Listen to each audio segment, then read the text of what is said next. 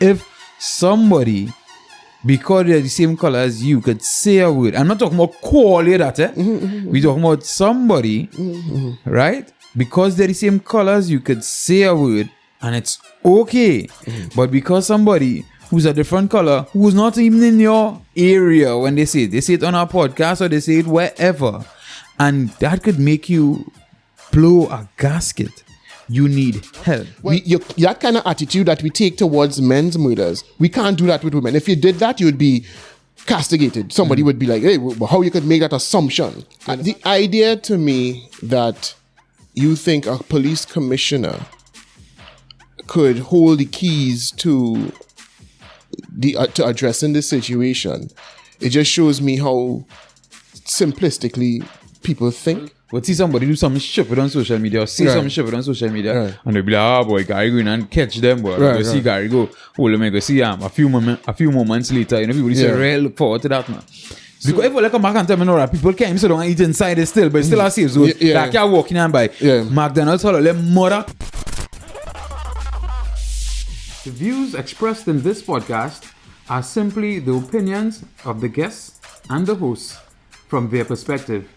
These opinions aren't necessarily facts, nor with the intent to defame any person or establishment. This is not legal, medical, financial, nor spiritual advice. Hi, welcome back. It's the Alternative Perspectives podcast. And well, if you're tuning in for the first time, welcome. Yeah, the app 868. Look for us on YouTube and all your podcasting platforms. I'm Naldo, and I'm here with Jude. Yeah, man. And we took a little week off last week. We had some health issues, not COVID related, but we back at it this week. Yeah.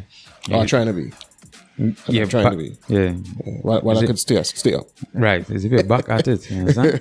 You at it as if you're back at it. Anyhow, so we within the last few weeks we would have been seeing a high surge in crime in Trinidad and Tobago. Yeah. Of course, people were ignoring a resurgence of crime. A resurgence. Or a resurgence of murders. Right. Yeah. And people were people was not in no major way, but I think the when they found the young lady's body, the 21-year-old Katisha, I forget her last name now. Sorry. When they found her body, then people started to pay a little more attention to. You find so? I don't. And that's the thing. Maybe just different circles or whatever. No, I think for one, I believe it's different circles. Because the same circle that was extremely worried about the young lady Vanna is not the same circles you see in the outcry and the pause and the pouring out for Katisha. So it's different circles. Right. But what I mean is I have been seeing a lot of apprehension regarding crime within the past, I want to say, couple of weeks.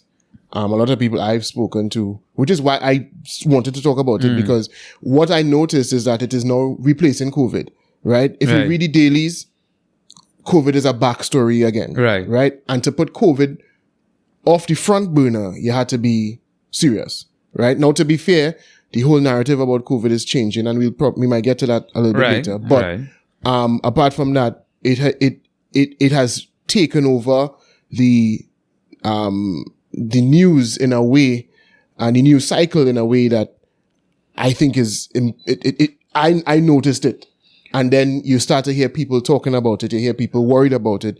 You hear people holding their head and bawling. What is going on here? And so that's why I feel like it's something that we need to talk about. We need to address what is going on here. To me, in my circles, or for the people I've been around, I only found that you started hearing people talking about it after the discovery of the young lady's body. Then people started like, yeah, boy, this crime situation really out, and I don't know, people, you would have heard some drizzlings before, people say, nah, but like we need to bring back Gary or whatever, when things were happening. All right. Right. But now I have real people on my social media who really want Gary to come back. They think that Gary Griffith is the solution to what is going on now. Well, I guess this is a good time to mention that as we were preparing to talk about this just now, we were looking at some of the crime statistics. Because, well, we should mention that at present, well, as of yesterday, according to the Newsday, right, which is the 7th of February, right, the number of murders in the country had reached 64. Right. It was a kind of a big deal when we had closed January with 50, and now we've just continued taking over like normal. And so we were trying to put it into perspective. How does this compare to other years? And it's we on course to break the record for murders, homicides in Trinidad. However, we did realize, according to Wikipedia, that we were heading for something similar at the start of 2020.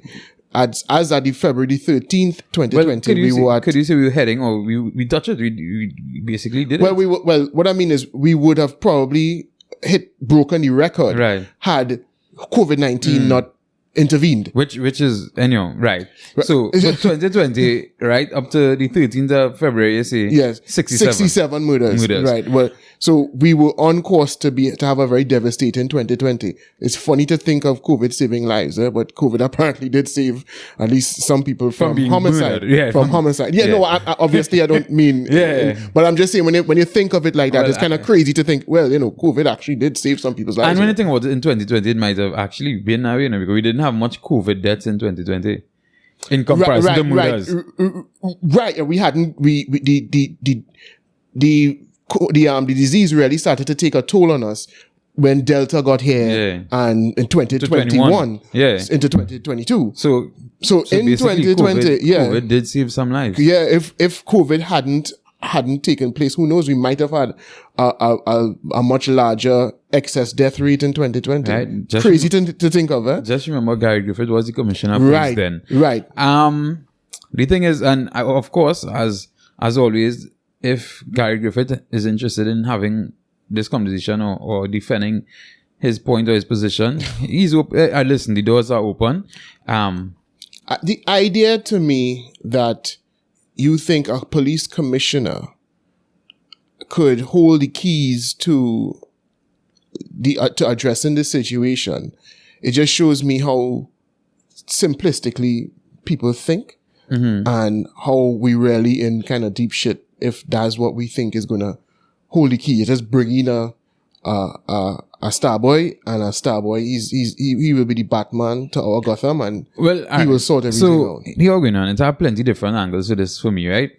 One, because I remember getting pretty upset when Gary Griffith was pointing out that murders were down during the COVID time. Right. And I was like, yo, you can't not pointing to COVID being the cause, or helping the situation, right?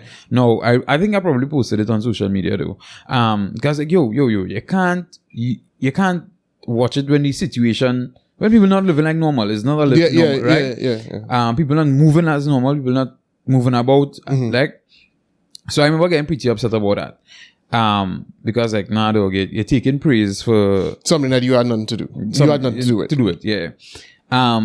But then somebody pointed out something to me recently, which had me saying, I wonder, boy, which was, you remember when long time men come on social media and wave their gun or chew talk or whatever, and Gary and his team would have found them like in no time. You know, I'm not saying that was one of the things that would stop the crime, but I think that would have instilled a certain degree of fear into some people, some bad boys, or some, and if not instill fear, I think it also gave some people some hope. Because when people used to really look forward to that, like people would see somebody do some shit on social media, or see some shit on social media, and they'd be like, oh boy, Gary go in and catch them, boy. Go see Gary go, let me go see him. A few moments later, people used to really look forward to that now. So, I mean, I think that should really look forward to that. Yeah, boy, like people, like, you legit would see a video on social media. Yeah, I know what would happen. And you would see the people commenting in the comments, like, just now you go see a few moments later, just now you go see. And, I don't want in WhatsApp group and all. Wait and see. Get them by the end of the day and Gary go find them. People believed in that. Like that. They felt that had an impact on actual criminal activity. Like, you know, gunmen sitting down there contemplating what like they're going and pull down. And because Gary does find people who gallery on social media, they stop and think, nah boy, dog boy. Press the next button, turn in the next direction because that's dying with it. That is what people felt was taking place. I think people think that. Wow.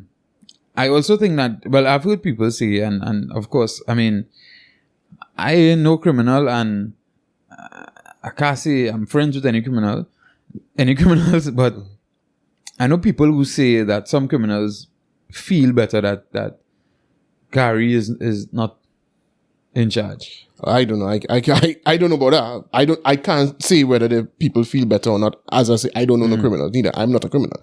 But the point is, I don't really think that people who are hell-bent on committing certain types of acts of violence would take an extra thought and put it towards whether Gary Griffith will catch them or not. You know what I'm saying? Like, I don't think that that's how the thought process was going. Well, the thing is, I understand what you're saying because most criminals really know the law now, boy. Mm-hmm. So as a result, they know that Gary could do what he wants. Mm-hmm. Once the judicial system is weak, or as weak as it is, they know that it doesn't, we go in, we think, and we come back out. Yeah, you could go and make some gallery, you could make some people do a poop walk on camera for social media and, you know, do some apology nonsense. That's probably easy. Building a case against an actual perpetrator of a serious offense, that is a different story. And that is where we keep falling down right through. And I don't know that, I mean, you point out that, you know, Gary he used to try to take credit when crime was going in the right direction. And that, you know, to be fair, is, you shouldn't feel sorry for him, therefore, if people blame crime on him. Because if he's willing to take the praise when it goes the right way, then he should take the blame when it goes the wrong way. But we know that's not how public figures in general act, right? But, you know, it is not solely, look, this week here, they want to give Fitzgerald Hines a set of licks now because he went on the morning edition program, and was he morning? I think it was the morning edition program, and he was being interviewed by, it was Fizzy because it's right. And he said something to the effect of, your duty, Minister of National Security, as the one with the overarching responsibility for the national security arm of Trinidad and Tobago, is to ensure as best as is humanly possible that citizens of Trinidad and Tobago feel safe and secure, first and foremost, and by that measurement, you are a failure. No, my duty is not to ensure that people feel safe and secure. My duty is to ensure that those organizations and agencies that are responsible for public safety, border security, that they are clear about what the people through the government's policy is, that they are provided with the resources that they need, and that I lend encouragement and general support to them. That's my duty. And well, listen, it's not my job to make people feel safe. You know, it's my job to kind of provide support. I'm paraphrasing here, but he was generally saying it's his job or his role to provide support to all of the arms of defense or arms of security in the state, right? But it's not his job to make you and I feel personally safe. Now, he getting licks for that, and maybe he did phrase it kind of loosely, but I understand the point he's making. But the problem is that they only talk like that when they fail. Because if crime was going in the right direction, he would have no problem saying that he's here to make you feel safe. Right. When they when they're asking for the votes, he don't say, well, listen, I'm simply a manager, you know, I'm simply going to manage, you know, the mechanisms of defense within the state. And then, you know, and there's a, whether crime goes up or down, you know, that takes a multitude of different factors to go in the right direction. I am only in charge of a section of it, and what I can do is limited. He don't say that on the platform, not him or anybody else. Yeah. You know, so he will get licks because, you know, he is now kind of clarifying what his role is. But that's not the image you put in the minds of the average voter. So the average voter thinks, if I put the right man at the helm of the Ministry of National Security, crime should go down. And if I put the right man at the helm of the police service, crime should go down. But it is not as simple as that. And, you know, if you're waiting for a Batman to come and save Gotham City, then, sorry, you have a real strong disappointment coming. In the US, right? Who is in charge of their Ministry of Security? I don't know if there's a Ministry of the Security. Well, I know there isn't really a Ministry of Security. I don't think there's any. I can't think of what would be an equivalent. Now, they have somebody who would be the Secretary of State, and they would deal with like national security issues. But I don't think that they have something. I'm not an expert on American legislative structure or anything, but I don't think that there's something that could be called an equivalent to the Ministry of National Security. They would have heads of state agencies that are, in charge of managing the enforcement of laws and crimes. So like the FBI or other state security agencies. What I'm trying to figure out, because I have always believed that not always, but I after a while I started to feel like the Minister of National Security, probably it shouldn't be that. It should be something else. And in my opinion, I think... Well, sorry, they do have something called the NSA, which would be the National Security Agency. I think that's what it's called. I think that's what the acronym stands for. And I think they would be, I guess, what you could think of as the equivalent of our Ministry of National Security here. And that person is appointed by whom? Or is that person normally... I believe that is a political appointee. Right. So the person who's appointed, who's chosen to head that organization is chosen the same way that other state agencies are chosen. Just like here, basically. I believe so, yes. Because again, this is all speculation. But yeah, go ahead. Because my thought process was, I think that should have been one of the posts. And probably obviously I'm thinking or talking like this because of the horrible crime situation in Trinidad, right? Probably in a normal country and things run a little normal. You could say, well, cool, the party in power could choose who they want. But when in a country where they can't seem to get this crime thing under control, I was wondering if it should be somebody who is not politically appointed and cannot be shifted and changed every 5 years or when they feel like by the party in power. For one, so you can get some degree of consistency in whatever plans and measures they plan to execute. Two, you could limit, the amount of political influence, in things like this. Because, I mean, you would hear... But the thing is, though, I don't know how much that has an impact on the crime situation that we experience in here in Trinidad. Now, I was going to ask you what this is a kind of hard question, but, this is tough questions we try to answer here. What you think would be a solution? What we could do about this, if anything can be done? But I guess we could get into that now. But the thing is that ultimately the first thing you need to address is enforcement. Enforcement has to happen. You can't address crime and starting with anything else. I know people like to talk about the root cause and the this and the that, but to me, those things, that first of all, is very difficult to determine what the root causes of crime are. You could say, some people might say it's poverty, but in very, very poor countries where people don't commit murders in the way that we do. You understand? And I always say, plenty of time I see man killing man, is having Jordan on the foot and thing, though. I mean, having a Jordan on the foot don't mean you're poor, but when you're not poor, but the point is, I have a Jordan, though.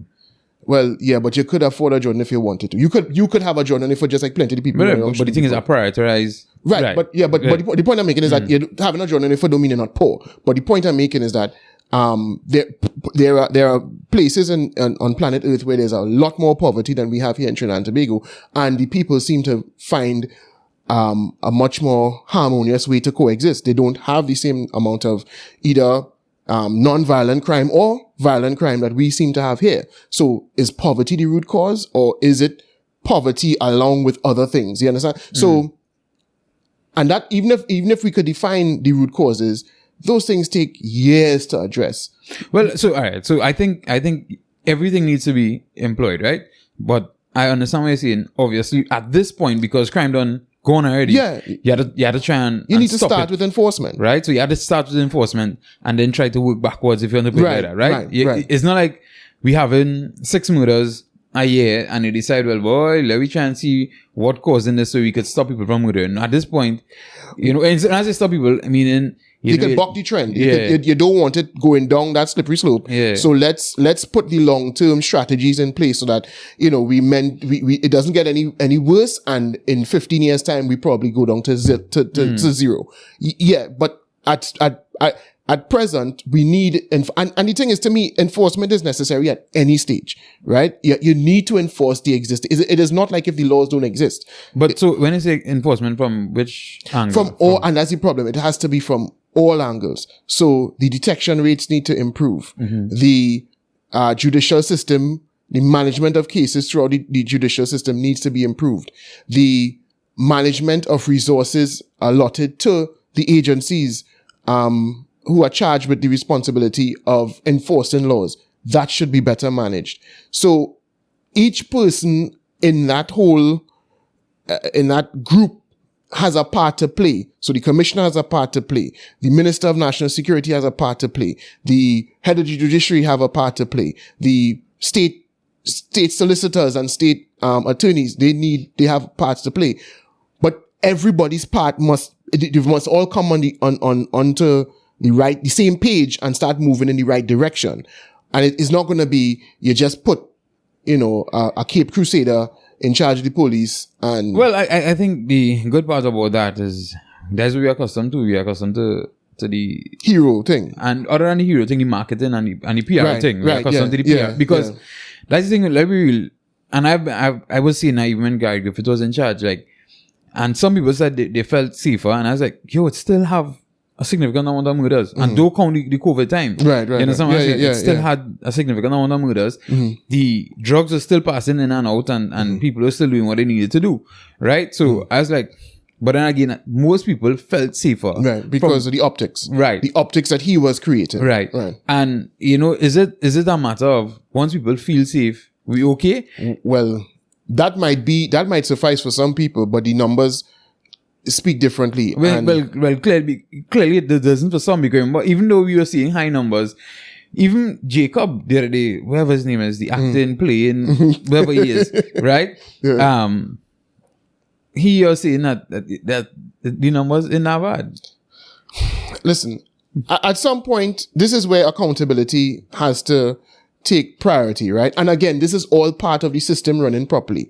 So if the system is running properly, then no amount of mama guy and propaganda and spin by a commissioner or by anybody else is going to be allowed to fly, right? So even if dotish people on social media feel safer because Gigi there, whoever has to rate Gigi's performance shouldn't take that nonsense into consideration, right? So I have nothing against the man applying for police commissioner, and I have no problem with them giving it back to him. That's not my concern. But if he is to be reinstated as police commissioner, it should have nothing to do with the fact that he's the people's choice. You understand what I'm saying? It should be because he has done what he was mandated to do, or to the best of his ability, and if improvements need to be made, he is the man to oversee those improvements, right? So, but all of the spin and the nonsense, that ends when the system operating properly, or that ceases to have as much bearing once the system operates properly. The thing is, I really, actually, we were touching before we went off there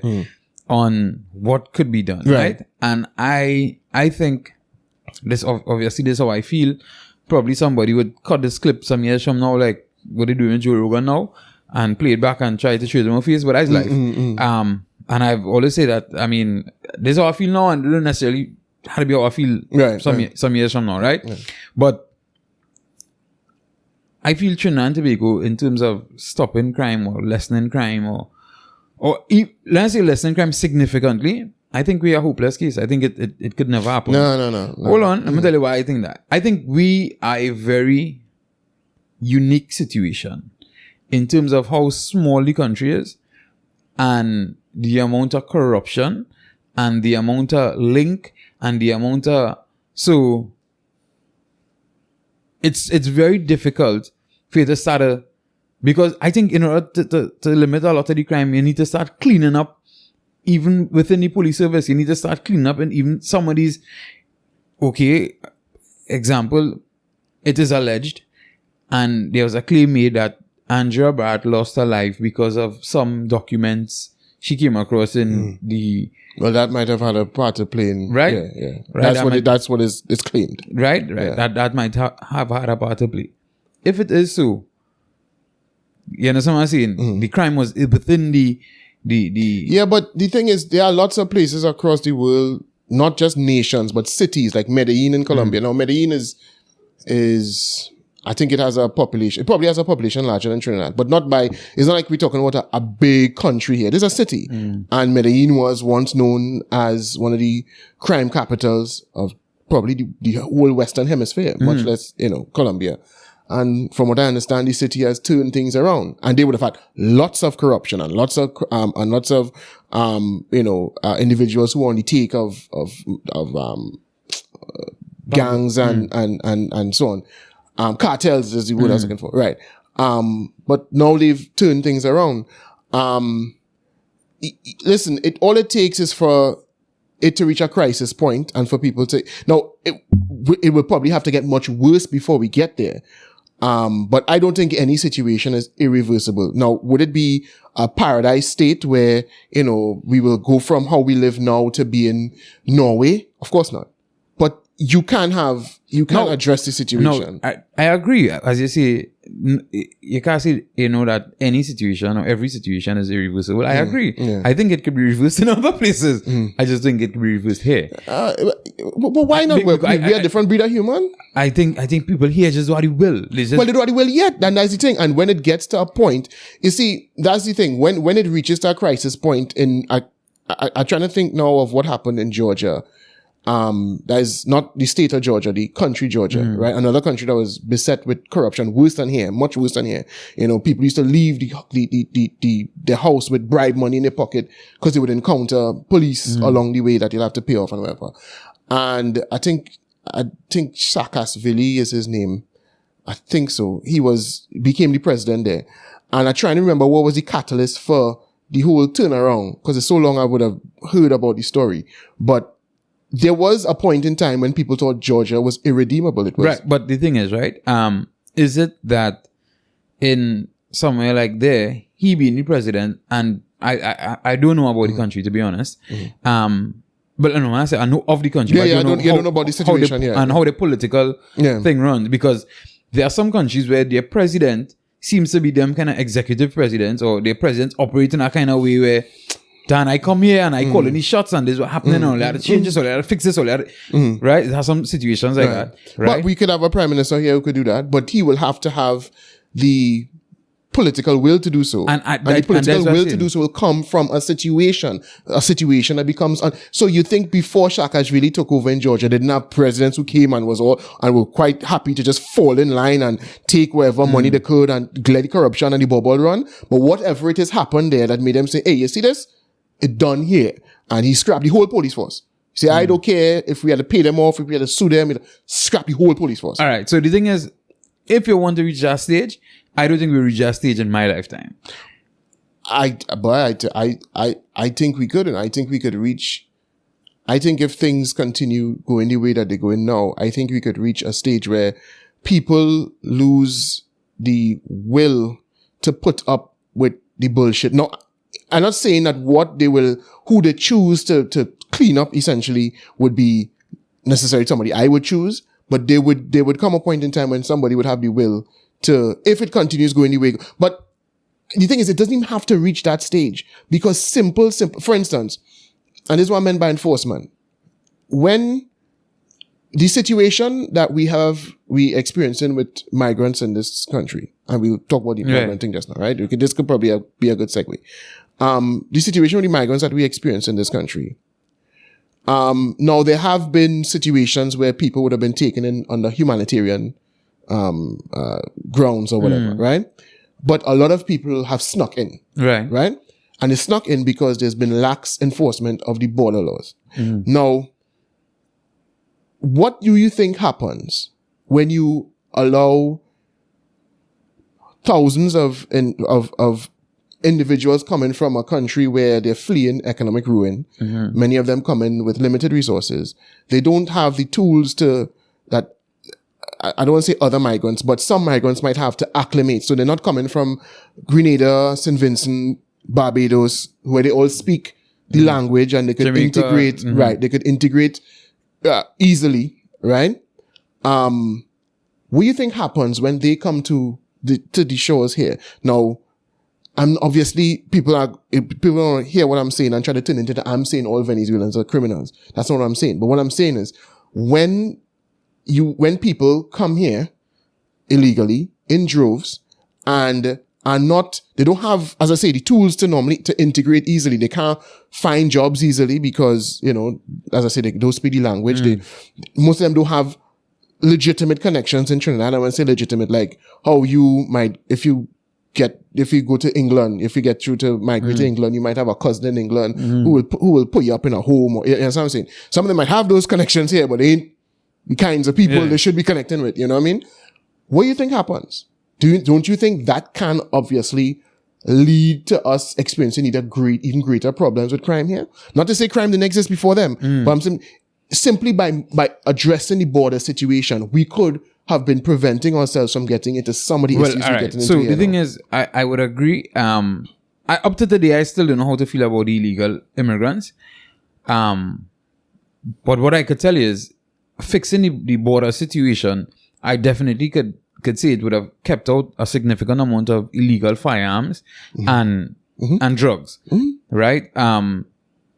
Which obviously that alone would help significantly with the crime. No, but what some people would say it would be that, is some very well-connected people who bringing in the guns and the drugs. So that might, because that has been happening even before the migrants will come in. So that mightn't have, okay, maybe, even if you want to say that, it would have kept out some. But even if you want to say some of the guns would have still reached here and some of the drugs might have still reached here, we might not have been as able to find use for them if we didn't have thousands of individuals who are not employed and have no real prospects of finding gainful employment because of certain handicaps they might have. If we didn't have them as to find use for all of those things, we might have been in a better situation. We would have been in a better situation. So a very simple thing could have been stopped. And we know how much of that was simply incompetence. It wasn't, yes, they have some people greasing some hands and whatever, but we know a lot of that was incompetence. Right. So I know a lot of that is incompetence because I know two people personally, real good with these two people who work on two different vessels, right? And well, obviously when it only had one vessel, they just worked two different shifts, right? Because it was a more vessel. Anyway, exactly. Right? And some people say a lot of them regular Coast Guard fellas and then, the small man now, fellas, them fellas are taking money. I can tell you, them two fellas, them fellas love Trinidad and Tobago more than me, more than half of the people who listen to this podcast. I'm telling you, them fellas, one specifically, he will die defending this country and making sure this country kind of stay above board, right? So I could tell them fellas, they were really trying with what they had. And, one of them was telling me, he say, you patrol in the waters because apparently down on that side of the country, the water real bad now. So you can't just leave the boat there. Right? Because the water is real big the boat now. Right. And them fellas obviously getting licks. Right? So you say, well, so they just sail and they sail around. And he say, sometimes they sail. And you pass and you go on. And he say, like they just been in Venezuela, marking them and timing them. Right. He says so sometimes reach a certain point and then you get radio in. Boat coming across, vessel coming across. He said by the time I turn the boat and he heading back across. Them done reach, drop and head back. And heading back out. Because they're using smaller vessels too. So, right? And he say, sometimes you ain't getting a good sleep, you know. Right. You understand what I'm saying? Because You get no rest because you just up and down in the water because it's one vessel. Yeah. You understand what I'm saying?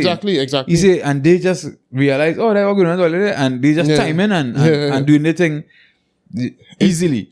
And that's the thing. That is not, wealthy hands greasing so that people could. No, that's just incompetence. That is something that could simply be addressed if people do their work. You understand? And I think a lot of that happens in the police force as well, which is actually the commissioner's, responsibility to address those issues, fill those gaps, you understand, and improve the efficiency of the operations, So I think a lot of that exists. I think a lot of it exists in the judiciary. I think a lot of it exists in lawmaking and all. But we have to get serious about enforcement. And I think after that, then we could start to think about, what are some of these long-term causes that we want to address and how to address them. And people might think that that's reactionary. But again, I ask, okay, let's say we started with the root causes. What are we starting with? And if it's poverty, what are we going to do? Just hand out money on the promenade? Say, hey, come and collect your... Well, and that's why $100,000. Wait, what are we going to do?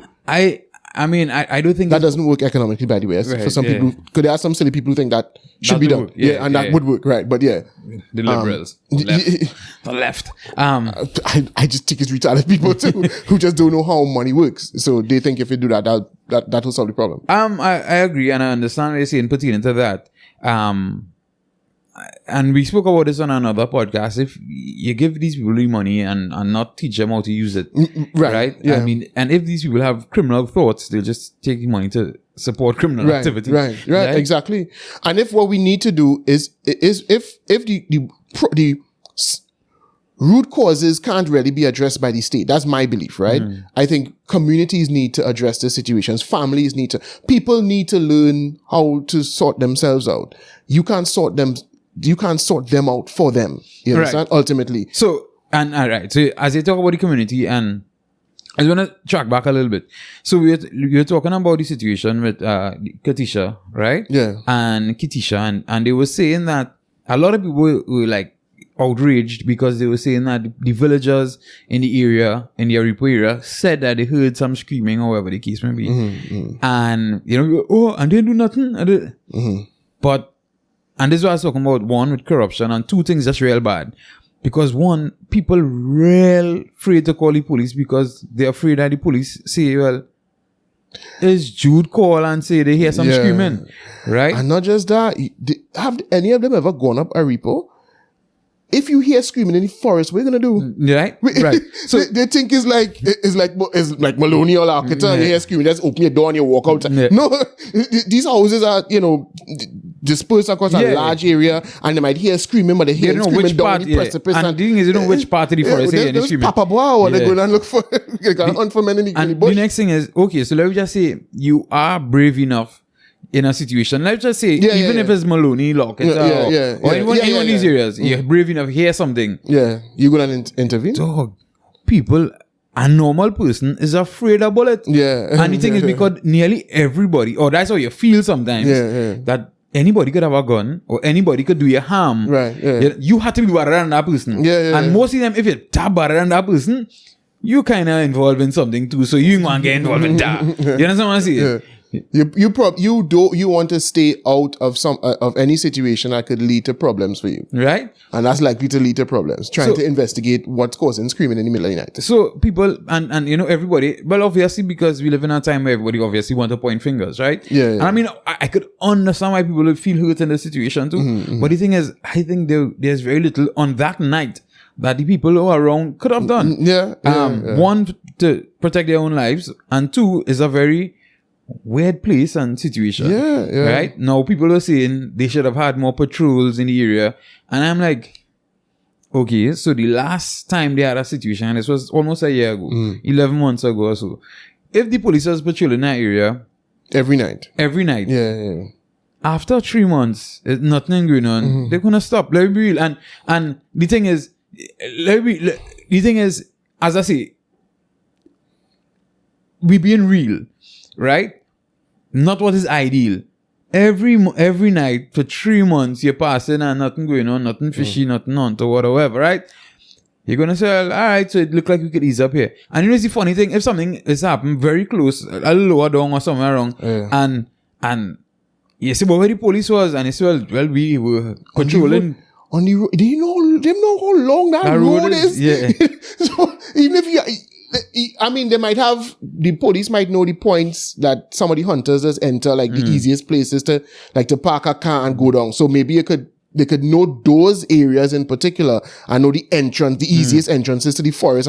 But there's so many, I know about at least 3 or 4 little tracks that go down into the river on that road alone. So how on a short before the Hindu thing up there, they have about 3 or 4 little spot, little track could go down into the river.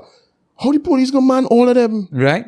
No, but what I'm saying is, if something had happened somewhere a little bit off, you know what people say, but look how long that happened, or the police could have been across here instead. Right. You understand what I'm saying? Right. Oh, I understand. So like if there was a thing in a repo, and then they come and hear somebody get body drop in Kumaka. Yeah. They could be like, well, I think you could have been patrolling Kumaka. What kind of way this is happening here? Yeah, I understand what you're saying. So the thing is, I think the most they could have said is to light the area a little bit and put cameras. So based on the camera, and that still wouldn't stop anything from happening. It's only after the fact now you could check and see what cars pass. I mean, it will deter people if people know it's there. Right. So they will know that not, hey, well, we can't go there because they're marking it from there. The thing is, I don't think them clowns might because that cameras already. I think them fellas do pay attention to anything again. I don't know. Maybe. Yeah. But it could make them visible. They could make it known and they could make an announcement. Well, we put in so and so on the road to make sure that. But I mean, it has so many areas like a repo in Trinidad. They just find an next one. That's what I'm saying. To dump the body. So they would find an next one, and that's what people feel to realize. Yeah. So the thing is, I in terms of the crime here locally, I'm not seeing the will in anybody anytime soon. I think a lot of politicians here still just playing politics. I think none of them have the will to actually sort out the crime situation. And well, they don't have the will because the people don't have the will. Well, right. And I think the people will continue not having it because Trini still have this way. Like I went to the beach today, and this might be a bit strange, and what's the amount of people I saw walking on the beach for dragging in the water. Some people even with the water up to their thighs with their mask on. I was like, wow, boy. We ain't gonna stand up for nothing then. You understand what I'm saying? You reaching in the water with your mask on. You ain't swimming, but I mean, you understand what I'm saying? We ain't gonna stand up for nothing. We ain't even stand up for ourselves, we can stand up for other people. And that's what is going on. No, but I think the thing is once the situation could get to a point where everybody because, okay, for instance, what gets them to act on COVID? People having fear, expressing fear, and they feeling like the demand from the public is to have something happen, right? Mm-hmm. And I think it is not unthinkable that we could reach a stage like that with crime in this country. And I think we could get there soon, where we have so many incidents taking place that the average person now thinks crime is a huge issue to them. Mm-hmm. And once a certain type of people start to feel that it's an issue to them as well, then it becomes something that the government is.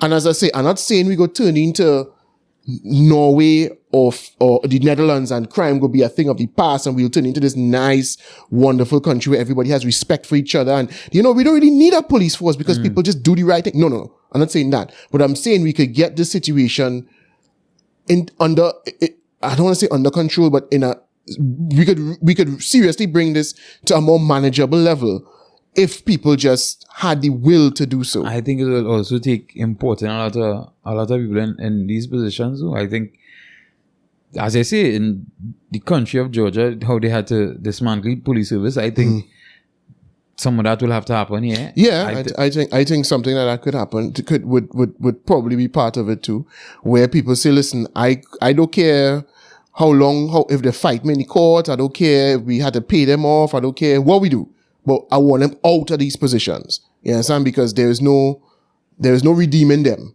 You understand? And nothing could change while them here. So I'm not trying to find the a way to get them out that would we don't have to pay them off, or we don't have, no, whatever. Get them out. But my guy is saying that if Ole want to take the lie detector test, he getting rid of Ole. Right. Well, yeah, but he would need support in that. He would need to have the support of other bodies that would need to okay that, and who would have no problem with him doing that, and probably didn't have that. You understand? And so he was just like almost everything else we're doing in this country is grand charging, you know? Threaten, but I can't really do that, you know? So, you know, at the end of the day, once you stand up, you will get away. So I think that's what needs to happen. I think we need to have the people bring it to the attention of the politicians that there's something we're not playing with. And so what you'll find is all the dum-dums who want to wave their Balize and who want to wave their Rising Sun flag and all them nonsense, who will defend the side because, you know, so it will reach a stage where if you start to talk about crime, you're not going to hear, but when the next side was there, you didn't hand up. No, people just be, hey, we need to solve crime. We need to solve this stuff. I don't care, but you understand what I'm saying? They ain't gonna be, well, why they pressuring my prime minister about this and think why they didn't pressure the last? Hey, let me done with that shit now. It go reach a stage where people will be like, I'm not interested in defending them clowns again, and I want results. You know what I mean? And whoever bringing me results, I back in them. I was gonna make a point there, right? But then I say now, but they will say I'm UNC, so I want to make that point. What's the point, brother? No, I was going to say, if you check the statistics, other than the COVID years, right? Crime was, murders were less under the UNC. Marginally, yeah. It was still less. Yeah. Right? Yeah, no, but that like not make it seem like it was 500 yearly or 550 yearly, and then when the UNC was, it was 300. Yeah, so yes, but the 2008 was the worst year, and that was 529. That was under the PNM, and I think the other time we crossed 500 was under the PNM as well. I think we got 520 or 510 or something like that. Yeah. So, and what I'm saying is probably they have something that would. Well, if there was a big gap, I would probably feel so. But not when the numbers. No, but probably with more time. Because one thing that they did that and I'll big up Manning too, because it's have a lot of people who in law enforcement now who saying that, you know, they wish Jari blame. No. Right. Yeah. And the real bash Manning for the blame. Right? Yeah. But then this guy Gavin Hira, he was in charge of, what do you call the NOC or knock or something like that. Yeah. Trying to remember what the acronym stood for. Yeah. And apparently they had some setup that was helping them with intelligence and moving quickly on situations and putting police and putting people where they needed to be quickly. And, okay. Right? Yeah. So apparently I'd probably help in one way or the other. So probably some more. And that's what I was saying earlier on. I don't know if you need a body that cannot be removed that easily with elections now. So when you have something in place that possibly working, that you don't come and disband it because this wasn't your idea. Well, those are supposed to be the permanent members of the ministries. Those are supposed to be the technocrats that work in the ministries. But you know how them things go. Right, but that's the thing. Even if you put a technocrat, then that technocrat will have somebody pull his strings. Yeah. You understand That's how this goes. Yeah. So also, this is what you want now. All right. Right. You understand? Exactly. You know what I mean? Wait, you want to switch gears now? Yeah, we could. Where you want to jump into? So, well, we were just touching on as we were talking about just now with the situation we see. Right. Where, yes. We saw a situation where a baby was shot and well, the mother was shot as well. The baby died, and well, of course, this has made international news. So illegal immigrants coming in on attempting to come in, right? Migrants attempting to enter Trinidad illegally. All right, yes. Yeah. Just so people know match we call. Right. Yeah. They were attempting to enter. The story from the Coast Guard is that they attempted to ram the Coast Guard boat, and the smaller vessel that they sent out. Right. Yeah. And as a result, they fired and they shot people on the vessel. They tried to disable the engine. Right. So they fired at the engine and they ended up hitting individuals on the boat. Right. Who they didn't know were there. They said they didn't know until they encountered the vessel that there were illegal migrants on the boat because they were hidden. Right. Okay. So my take on it, as I tell you, I know people who are out there who face these things from time to time. And a point I wanted to touch on just now when you're saying, but I forgot.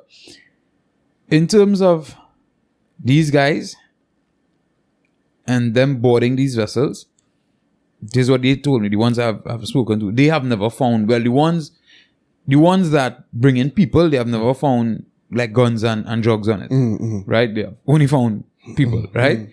And yes, one of the guys was telling me that the driver, when they realize that the Coast Guard is coming, the driver is docked away and just steer the boat as hard and try to make could they escape or whatever.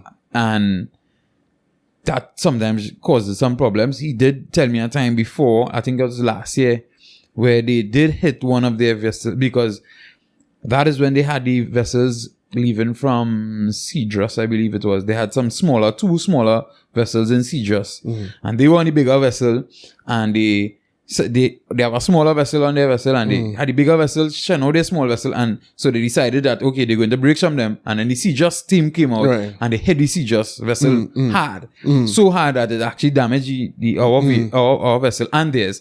So that is apparently something they do. They do ram. Attempt to ram the vessels, probably hoping that the Coast Guard would pull away or whatever they would, right? So it is something that they do, and I would believe that if the Coast Guard is out there and they need to protect their lives, they would do what they need to do. When somebody asked me today what I thought about this, I was like, "What do you mean? What thought about it? Like, what do you think? So you think they should do that?" Well, once the Coast Guard follow all the procedures involved in managing encounters like that, then yeah, I'm not in the Coast Guard, so I can't comment. I don't know what they're supposed to do and what they're not supposed to do. So I don't know if they follow the procedure. But I would think that a procedure has been laid out for them to follow when they encounter, just like the police would have procedures that they would, have to follow whenever they have to engage suspects or whatever. And my thing is, when any arm or law enforcement takes an action, all I want to know, was it in line with what they're trained and told to do? If that's the case, why would the consequence make a difference? Because the consequence of this was a baby dying. But I don't believe the Coast Guard took a scope out and found the baby and shot at a baby. They did what they are supposed to do whenever they encounter a vessel seeking to enter the waters illegally. If that's what they did. Right. We don't have any evidence that that's not what they did. And I don't think we'll ever get the full story there. Right. But as long as that is the case, and it's not unthinkable or unbelievable that is what happened, the story sounds plausible to me. What I can't understand is when people have an issue, right? Because you hear all of these organizations that are, protesting and expressing their condemnation. Force should be a last resort. Well, according to the Coast Guard, that's what it was. Last resort. But do you think the Coast Guard is to blame for not for having a weak PR team and not putting out information? No, in terms of if they board 10 vessels a week, you understand what I'm saying? That it doesn't reach this far. It would not make a difference to any of the people kicking a fuss. Because the people who kick a fuss, they are humanitarian organizations for whom this is PR. Right? Any opportunity to make them, to release a press release, to remind people of their existence, to please their donors, because all of these organizations have donors, people who donate to these organizations for them to do their work. And those donors want to see you kick up a fuss when this happens. So whether it's justified or not, a humanitarian organization is not going to say, well, you know what, to be fair, I don't think what else you wanted to go? No, they will have to, we have to, human life is more important. Now, again, if it is that we heard or there was reason to believe that the Coast Guard knew the vessel was filled with illegal migrants, no guns, no drugs, could they have taken a different? I suppose they have a different procedures to follow. Well, the thing is, all right. So, like, for instance, they have a 50 caliber machine gun on the bigger boat, right?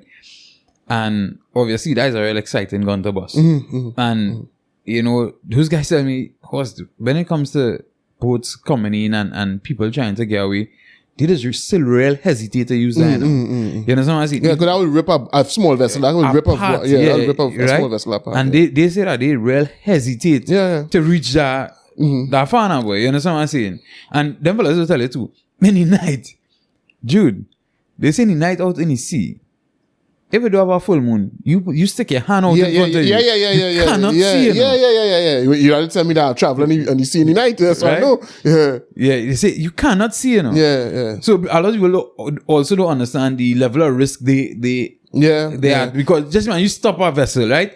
And now you have to go on board the vessel, because it's not like you stop a vessel and you say, well, everybody on the vessel come out and come in, let me see your face. I mean, they will shine the light on the vessel and whatever. Yeah, but still, how much like that? Like, you understand what I'm saying? Yeah, you don't know what you're encountering when you get on the boat. And, So, I mean, I don't know if they've been instructed, if they know it's migrants on the boat, if they're instructed to maybe, I don't know, chaperone them to the shore, right? And then try to encounter them, try to have law enforcement. I don't know if that's what they're supposed to do.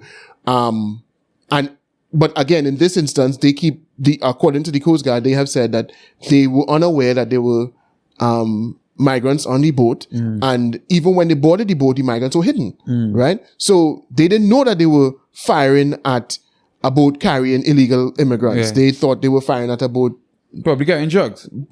Exactly. Right. The kind of thing where if you had heard the person had been shot, you wouldn't have blinked an eye, right? So my thing is, I know that people try to tug on emotional heartstrings, because a baby died, and, you know, so all of a sudden we have this kind of nonsensical attitude where we must complain about it. Okay, so what's the solution? Well, no, you see, but force should be used. Okay, but they use force last. They say they fire shots, they fire warning shots, they do whatever flare, they reach out to the boat, they tell the boat turn back, they do all kinds of things. They send out the small boat and they try to ram it, and all of these things were. So what should they have done? Well, no, but it's human life. I'm not hearing a solution. All I'm hearing is that should not happen, right? And that to me is a we should learn as a people to just dismiss those things. And but I think you remember there's a point in time when people started to get upset with the Venezuelans coming, and I think we reach a point where we kind of accept them. So I think if people were still in that uproar against the Venezuelans coming illegally, I think probably, I mean, don't get me wrong, as they say, the humanitarians and them would have still carry on. But the regular person, well, boy, well, it's them put your child life at risk by doing that. Yeah. But now I think we just like, well, boy, they come in, you know? It might be. But I think we had to learn to ignore them kind of people. You know, I saw the Venezuelan protesters in front of the embassy today, and, you know, they're holding up signs saying it is being Venezuelan is a crime. Now, to be fair to some of them, some of them might say they protest about other things, right? So they'll say, well, this is just one in a long string of things that have been happening to Venezuelan people. Okay, fine, fair enough. But what does that sign have to do with what took place out there? Did somebody shoot you for being Venezuelan? Was it a murder that took place, or was it an incident where two people were shot and one unfortunately died? You understand? So what are we talking about? We need to be able to, as a people, say, listen, we can't take everybody claiming to have a grievance. We can't take all of them to heart. We have to say, listen, what happened in this situation? Were procedures followed? If yes, then all right. Now, if it is, if you could learn from the situation and say, well, they followed the procedure, but maybe we could tweak the procedure so that something like this do happen in the future. No problem. I get that completely. But let me not get sidetracked by the people for whom something like this is also an opportunity to make themselves heard. I understand and I agree. But I think, and one of the shitty things about things like Coast Guard and Army, and then you don't ever really get a genuine story coming. When I say genuine, I mean a heartfelt story coming from them. You understand what I'm saying? Right. You always get like a press release kind of thing. Yeah. So you never ever really get to connect with them and how they face the situation. Right? But whereas on the other side, well, in this case, the Venezuelan side, you would always get feel sorry for me. Look at what's going on, and I mean, listen, this is not to discount the stress that people are going through, and I'm not saying wherever they're going, they're running, they're fleeing from, they don't have a right to try to flee it. I don't know, but all I'm saying is, in this situation, all we could ask for is that the Coast Guard and they follow the procedure, and and pay due care and attention to what they're doing. And from what they are saying, it appears that is the case here. And if that is the case, then then it's just an unfortunate incident that took place, and we move on from there. I really like to have one of them fellas any podcast and all. Yeah, and I think that would be. I think they can't talk. Yeah. True. Yeah. They wouldn't be able to give information on the ins and outs of the work. Yeah. They can't talk on these things. Well, they could if they get permission, I think, but they wouldn't be given permission. Yeah, they wouldn't be, not on that level. They wouldn't you understand? In terms of the situation in Trinidad and Tobago with violent crimes against women, because we really have seen a bit of an upsurge. I hate talking about this. No, but the point I was going to make is you can kind of refer to the first part of the podcast, because the reality is, and I've always said this, no matter what it might be, if you have crime, eventually it will end up against women too, and children. Mm-hmm. That is the nature of things. When you have plenty of anything, it starts to spread across. It starts to reach everybody. Right? It's not a good thing, obviously, but we need to address the crime situation on a whole, and then I understand, and the thing is, I agree. And that's why I hate talking about this, because there are people who are determined to turn this into, to steal with even the term gender-based violence. It suggests that the violence wouldn't take place if the person was of a different gender. That's what you say when you say gender-based violence. In other words, had the gender of the person is crucial, right? Had the person been another gender, the crime would not have taken place. Right? Or the violence would not have taken place. I don't know that that's true in many of these instances. I don't know that there are people who are generally and otherwise calm, level-headed individuals who only get violent when they encounter somebody of another gender. And they get violent because the person is of another gender, not just that the person is weaker than them. Right. So, all right. I think, in certain instances that would be true, right? So, like things like rape. I'm not talking about sexual crimes. Right. So those things, right? Which, well, as I say, because we have the topic of the Ketisha situation recently, a lot of people go, and I say that people go kind of, if you understand what I'm saying, they would try to cross the two. And so I want to make sure that we're not talking about what you're saying is not speaking about that particular situation. I don't even know what happened in that situation. Well, the thing is, remember, she went missing. And they found her body in... I know that, but I know nothing about any supposed... what is supposed might have been the cause. But they say her genitals were mutilated. Her head was shaven. The thing is, they were saying that it was some quote-unquote friend that was stalking her or something like that. And up to now, nobody didn't say what going on with the friend. I don't know. I mean, her family and whatnot came to social media, her friends or whatever the case may be, to talk about justice, but we still didn't hear about the friend. So I don't know if they have other evidence to prove that it wasn't that person who they thought. And well, yeah, so... No, but... And listen, and I was get in trouble for this, but who gives a shit? When we talk about gender-based violence, right, and tackling it and it alone, then it means that we have that whatever methods we're using are channeled directly towards stopping what causes violence against that gender. In other words, if we're not just talking about what stops people from acting violently, period.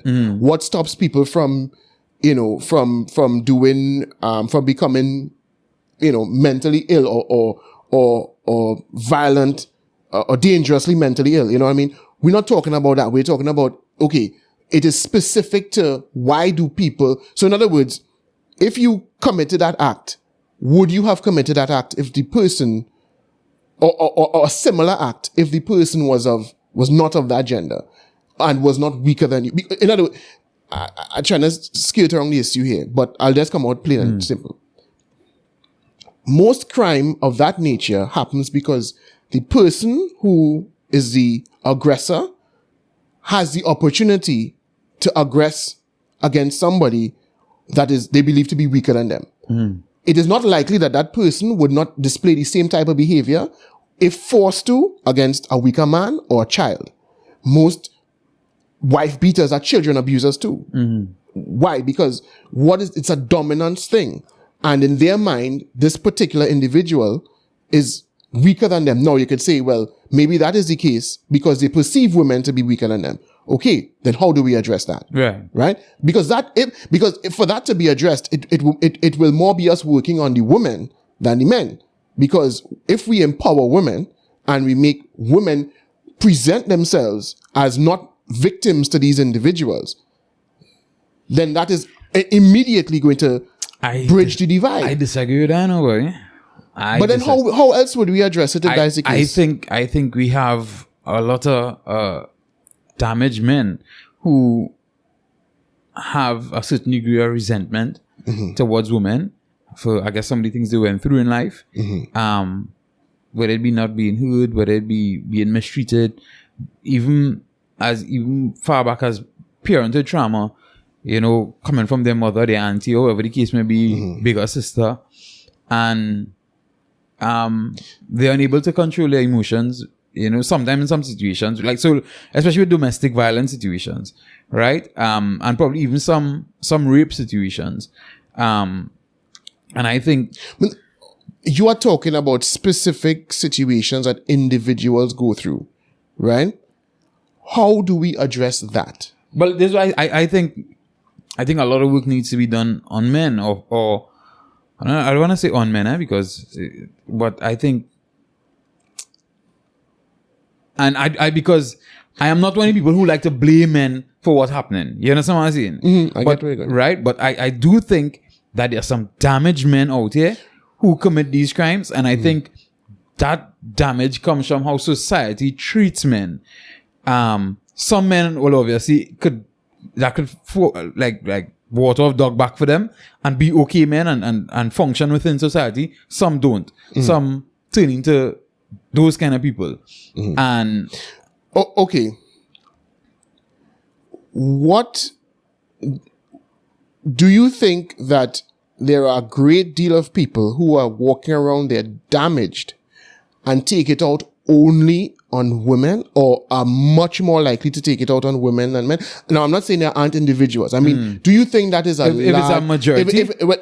If we're dealing with a situation with a lot of damaged individuals who are only seeking to take out their, because, I mean, you could always find an individual who has something specific with him. Right. You could develop some sort of sociopathy or whatever because of treatment meted out to you specifically by a specific kind of person, and you kind of transfer that to other people. But that's not something society can necessarily deal with. There's no policy that you could put in place to deal with that.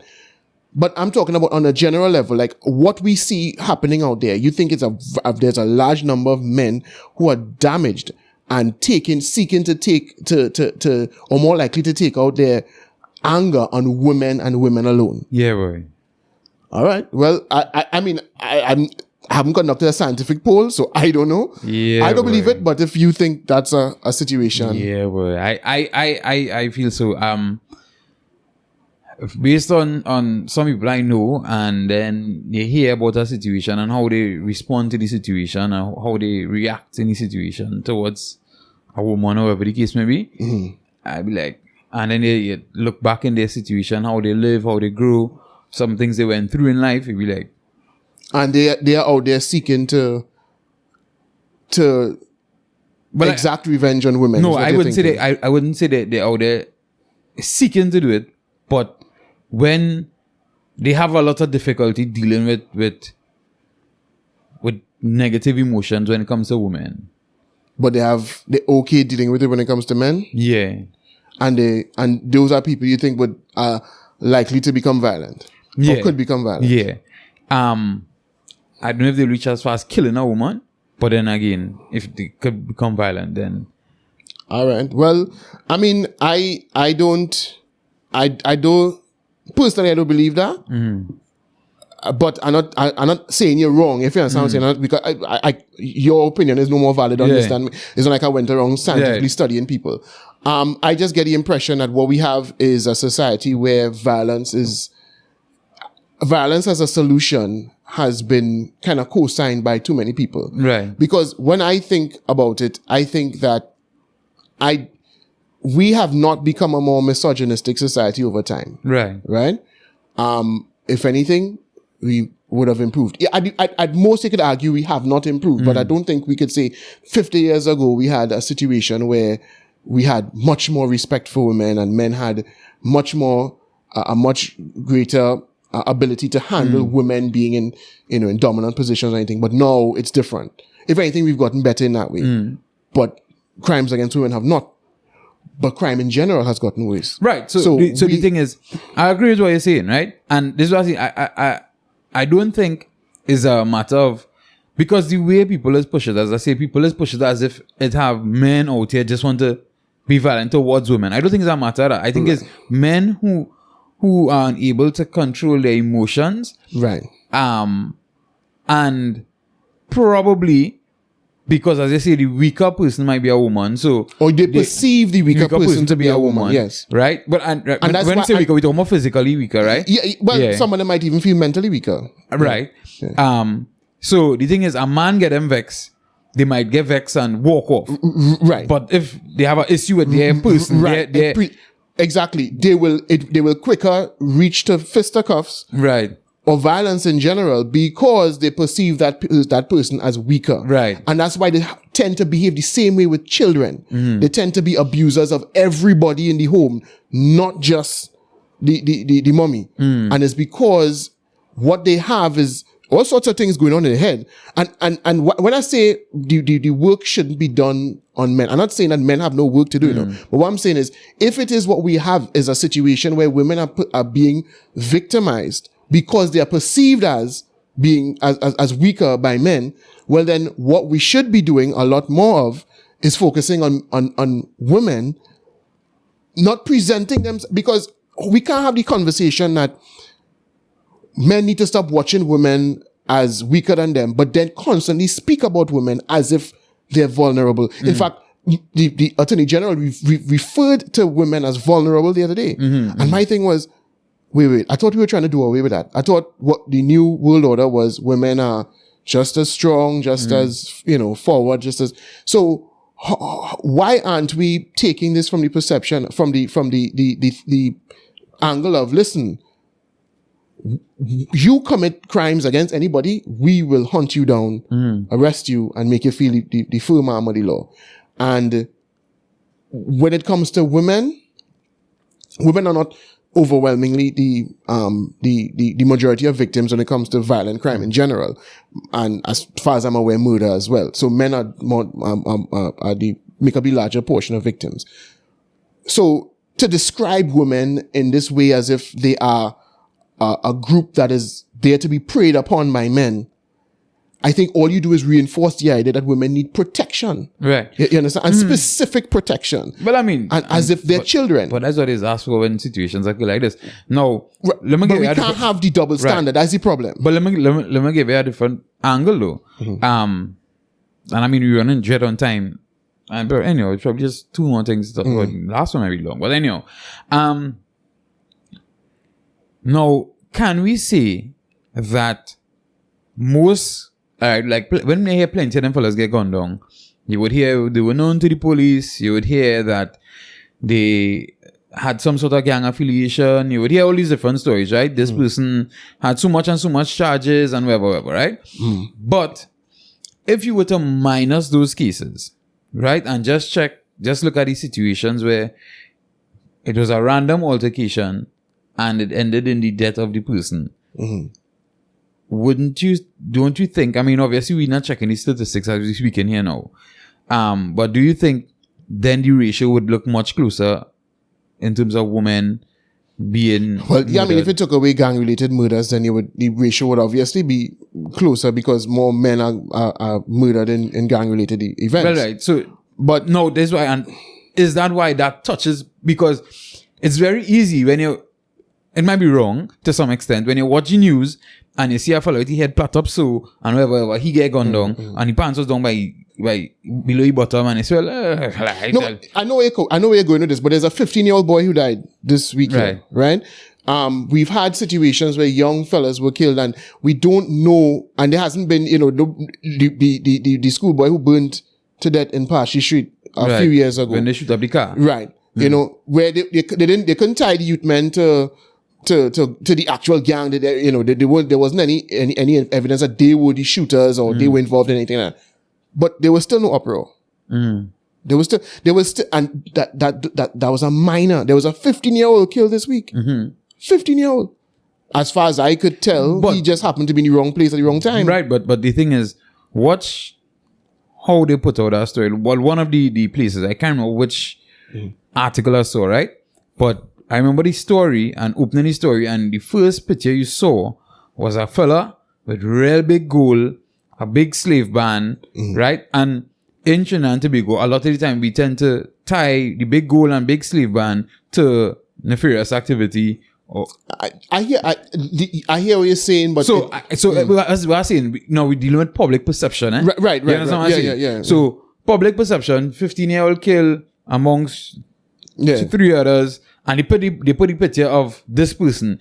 Now they could have put a picture of the 15-year-old looking innocent in a school uniform, but they put this person. So I don't know if they put that person to make it look like, well, boy, them fellas had to be in something, or he was liming people who was in something. So that's why, you understand what I'm saying? Yeah, I don't know, but I'm saying public perception, right?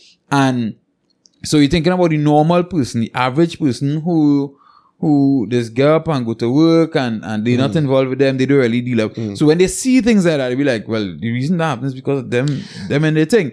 So now, when they do so and you see a woman going and drop her children, the woman who went that somewhere this week, she left home and she got killed in the car.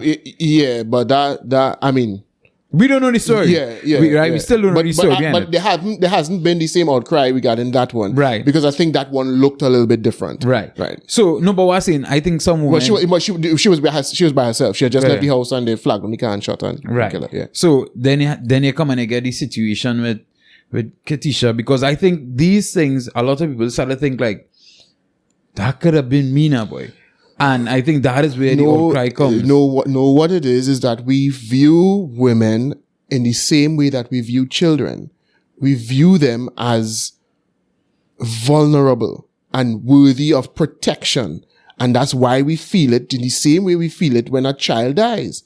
We don't see them. And my only thing with that is we have to make up our minds. Are they that, or are they equal to men? And if that is what they are, then we and I'm not saying to not care about them, but what I'm simply saying is we cannot tell our young girls two stories at the same time. You all are strong, powerful, just deserve a seat at the table just as men, but then when something happens to you, we're going to show more emotion and at the AG called them vulnerable when in talking about the law for the pepper spray and whatever, that we have to vulnerable groups. So women are vulnerable.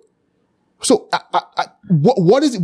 So they can't at the same time be victims and victors. They can't be. You understand what I'm saying? So we have to make it clear we could make a stance against violence of all sorts, and we could take a stance against domestic violence. We could take all those things, but we cannot at the same time we can't tell the two stories at the same time, that they are just as strong and powerful and capable and worthy of respect as men, but then we seem to we then betray ourselves when we betray that pretense when we then act as if they are children and worthy of a certain type of protection. I think they would argue, or people would argue, that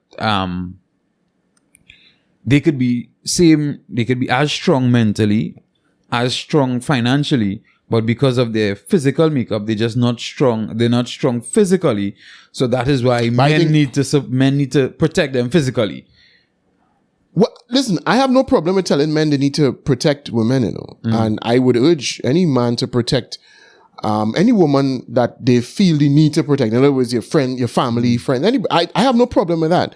But what I'm saying is that we can't, that is what you just described there is not something that is allowed to be shown on TV anymore. You can't see any movie, in particular Walt Disney movie, where there's a damsel in distress and anything that kind of supports the notion that women need to be protected by men.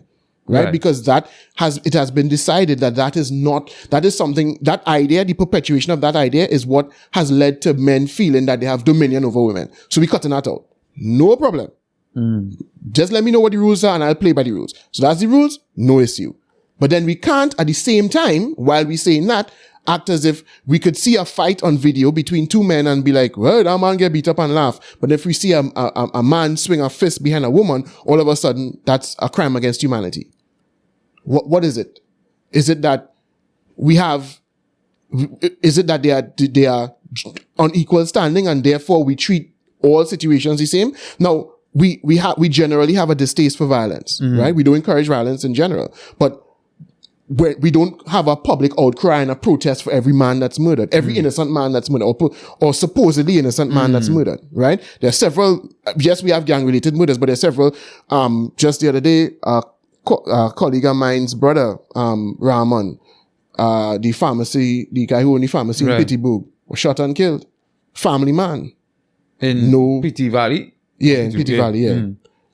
Family man, wife and children. From what I understand, they abroad and they were waiting him to join them over there. They no longer have a pillar in their world, you know what I mean? And a good fella in general. But there's no outcry. Nobody, the world doesn't need to stop for him. But the thing is, right? And I want to wrap up this topic soon, but not to cut your points. Yeah. I understand. I think also one of the things we tend to do a lot here, because obviously in some groups and things you would see, you saw the situation, you saw some pictures come out and whatnot. And a lot of people question was, specifically with that person, nah man, he had to be in something, boy. Them go swing on him just so. Right? You understand what I'm saying?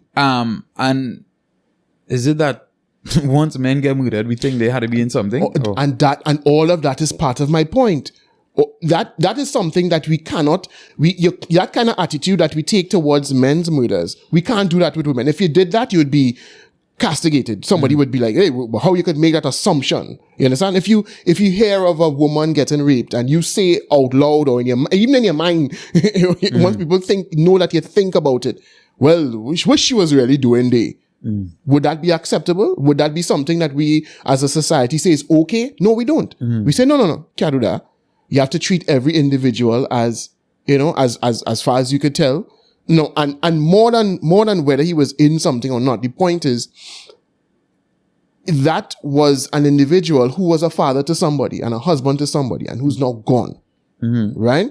And it's a tragic situation, a situation that if you think about it, it tugs at the same heartstrings that it should tug at if you hear about a young woman, going missing and ending up dead. I think which brings me back to the topic before. We were talking about, I think, one, people, they don't value men. And I think, right. But if you start to see people valuing men more, I think you would see some sort of change in behavior of men. I think so. I mean, I could be wrong. I'm not saying all. Yeah. But I think. And so all of these things, this is what having an honest conversation about these things really means. What people say they want to have an honest conversation about this is like, hey, we as women, so hush your mouth and let we tell you all of the ways we vex and all the ways you have wronged us and all the things you must do now to behave and act accordingly. That's what normally happens when people say they want to have an honest conversation about these kinds of things. But in reality, we have to end up, so is it, what do we really want? So you're willing to have Womantra on? Or somebody from Womantra? I am willing to talk to anybody who wants to have, in good faith, a conversation about these things. A respectful conversation, most of all. it don't have to even be respectful, but it has to be in good taste. In good, not just in good taste, but in good faith. Oh, no, that's respectable. If you're disrespecting, I'd really hard for me not to disrespect. No, I could deal with that. I could. So well, that got to be on you. We talk about so two things. Two more things. I want to just touch on McDonald's on Cipriani Boulevard. I went to McDonald's on Cipriani Boulevard today. And now the other day, Bridget, he went and he was like, "Wait, boy, it's a good thing. As a man is walking with a vaccine card, boy, the guard asked me for my vaccine card." So I really thought he was on shit because it take a little long to bring back the food now, boy. So I said, you must just come with a story because, you know. So I said, whatever, no scene. So today before I went, some people were wrong. I said, hey, you know, McDonald's, we see a man say, now I went in there, they didn't jump me for no vaccine cards. I said, no scene, I go in. Right? Went down, security was there, he and some other co-workers were talking and things, whatever. I went to wash my hand. And when I was about to push the door, he pushed his hand across me. He was like, oh, yeah. Pump your brakes. He said, yeah, your card and thing. No, I've been real on the city, dog. Even though I just had that conversation, I really forget what our vaccine card thing. So when I was like, card? So he pointed at the safe zone sign. And I was like, nah. He's like, well, you have it on your phone, right? You have it on your phone, right? I was like, nah. He's like, nah, well, you can't go in there, boy, dog, boy. I was like, all right, cool. And I left. Now, obviously, my thing is this. I am not the only people who will come and say, oh, well, you should boycott thing. And, right? I ain't driving no truck out here, like, right? And I'm no Canadian. Or whoever is driving truck in Canada, causing bacchanal. But my thing is this. If McDonald's is a safe zone now where people could go and sit and eat, and so now they're saying, even for you to walk in and buy something to eat, you need to have your vaccination card. All right? I am vaccinated. I do walk around with my card. I do have a picture of my card because I have no intention of really supporting any of these places, right? If I decide that, okay, let's say I want to do a dinner thing, I would know in advance. I would fight with myself and beat up myself, and then I say, and that wouldn't be doing it for me. I'd be doing it for my wife, right? I can't do it for my child because she can't go away. The smaller one, she can't go away because she's not a vaccine, right? She has immunity, which is much better than half all who vaccinated. But anyhow, we'll talk about that. Yeah. So is it that when I walk in McDonald's, because they will have, if let's just say people are sitting eating, because if I come back and tell me no, that people can't sit down and eat inside it still, but it's still a safe zone. That can't walk in and buy. McDonald's, hold on, let mother cunt. Right? But so let me just say people could sit down inside and eat now. And so you take off your mask and you sit down and eat, and you spend half an hour, 45 minutes sitting and eating and talking and whatever the case may be. Then when I walk in to just buy my thing and leave, I could take off my mask. Because then, I mean, that means people could take off the mask. Or the virus does spread when you're eating. When you're pushing things in your mouth, the virus does spread. It is stay to eat too. I don't know. I need help. They have the plexiglass something up? I didn't very see through. I didn't see any plexiglass like stopping. Wow, well, that's even worse. In normal restaurants, just pretend the plexiglass is the thing that stops it. Just pretend that that's the thing. But if there are no plexiglass, and they don't even have a pretense. Listen, these things, as I've always been saying, I've been saying from the beginning, none of these things are about science. These things are about people getting on a moral high horse. A lot of things, a lot of it is, and like I was telling you earlier, what happens is that people make up their minds about things before they have the facts. And they develop they tie their identity to their opinion on these things. So now when you come to challenge them, it's difficult because they have already, they got so confident in their belief that, and they've probably, you know, insulted so many people who didn't share the belief that when you come now with the facts, it's like, yo, bro, I don't understand this policy that you have here. If to stop spread is the thing, it ain't really doing anything. You know, I'm having people walk in and get their items and walk out quickly is much less likely to spread the virus than having people sit in these closed quarters and eat. And then well, as we were saying earlier, the argument they would probably have is, well, the people who are coming to sit and eat are safe because they're vaccinated. But then if that's the case, then why do they have to walk in with a mask? Why do they need to wear the mask while standing up to order the food? And it's only when they sit down. If you're so confident that the vaccinated cannot spread, then there should be no mask policy on the inside at all. Right. Because you show your vaccine card, walk in without your mask, and line without your mask. So the reality is, none of it makes any sense. But it comes from a sort of first of all, I kind of wanted to punish the people who aren't vaccinated because you think of them as stupid and you know, and so policy, we're not tolerating them kind of stupid people here. So it's partly that, and it's also because you develop the idea behind it with faulty information. And now you feel like, because you've invested so much in holding this position, when I come and challenge it now, that's when the mental gymnastics go start. You know, well, yeah, it could still spread, but it have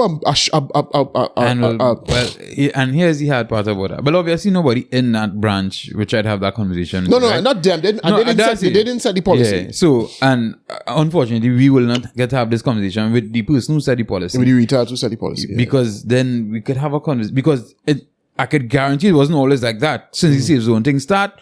Because I've been in and out of McDonald's a few times. I don't buy McDonald's. So well, the thing is, the because place, of where you work, where I work, is right there. It's a few buildings away. So sometimes I just want to run out and just grab something to eat quickly. And the other options are pretty pricey on that stretch. You understand what I'm saying? Although McDonald's I find real pricey for fast food. Nah, boy, they have that $22 special at this whole year. Oh, okay. You understand what I'm saying? Well, I didn't even know about them too. Yeah, they have about $22. I personally, I just always try to say, for lunch and thing, if you're out, do try to spend more than $25, $30 with a drink. So a $22 special fries, one piece of chicken and a drink, that could hold me to finish a shift. You understand what I'm saying? I no nutrition there, but alright, cool. Yeah, but as I say, I just need something to hold me to finish a shift. You understand what I'm saying?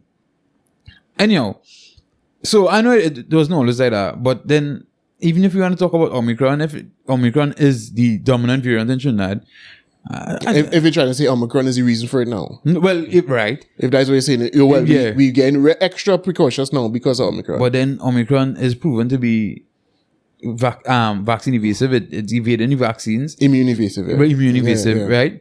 Well, yeah. Because even natural immunity. And all it beaten. People getting infected. Right? So, then it's still on a point. So, boy, it is all about, like I say, it's because when you came up with these ideas, you thought that that it was making sense, and you made these decisions based on faulty information. And look, I mean, I don't know. You were talking about Canada earlier.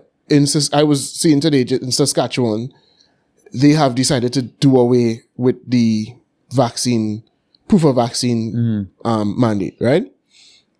And the premier of Saskatchewan in the press conference when he was announcing it, he said, "Well, the age of Omicron, it means, listen, this ain't doing nothing, right?" That's what he said. And so I think it's February the 13th. It would be the last day for the proof of vaccination policy, and they're also removing mask mandates, all but indoor mask wearing, right? And I think they say that will end in March or something like that. But, and that's Canada, bro. Canada, where they kind of want to take the award for we doing the most, right? If them, Australia and New Zealand, they running a race for we do the most. I still think you need to put Trinidad in there. In that top. No. We don't run it for that prize. We just dotish. Well, we just dotish. We just, it's clown thing here. Because I think they running for that prize. But the thing is, I agree with what you're saying, but I think if we really look at it, preschools have been closed for 2 years now. Right, but that is not doing the most though. Doing the most would have been masking up from 2 years up. Right, all right. Which is what they've been in, and contemplating we're gonna put a tax on the unvaccinated, which is what they would wanted to do in Quebec. I think they scrapped that. Yeah, right? I think Quebec. Let me be real. Quebec that is a planet of its own. And them out here to just be wild and crazy and I think Canada on a whole, in general, I think, as I say, them, New Zealand and Australia, they have all been running a race to see, hey, I won the trophy for I have done the most to save lives, right? They setting rules, they enjoy setting rules now, right? And if they are started to be like, I mean, Saskatchewan is not Ontario, it's not BC, but it's still a huge province. Well, all the provinces, they're huge, geographically. But anyway, and they have said, nah, listen. And the premier started to talk and start to, heal the division, and the vaccine mandates have been causing all sorts. And let's not judge our neighbors because they chose not to get vaccinated and da-da-da-da-da-da. Justin Trudeau still hiding? As far as I'm aware, yes. He has not surfaced to deal with that situation. But even in those places, they are beginning to realize that this thing, a lot of these policies. Because Australia don't say, wherever. To some extent. But to a great extent. Yeah. Because just Western Australia. And, you have the borders closed and all that. Right? New Zealand say, well, all right, they're going to look like we have started to open back up the borders.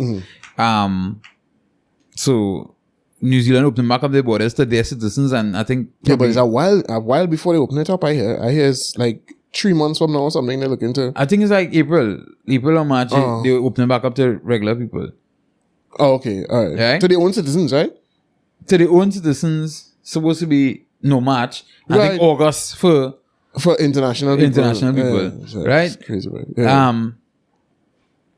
So, anyhow, I don't know what's going on. If things getting worse apparently in Trinidad while everybody else starting to ease up. I don't know what's going on with McDonald's, brother, but I feel in general that I was having a conversation with, when he came, I was having a conversation with a friend of mine, Izzy Kelly, and she was saying, like, when they were leaving to go, they were flying out and they were in the airport, and just to walk in, like, them little cafe things in the airport to buy things, they wanted to see that. They didn't let walk in there to get something to walk back out.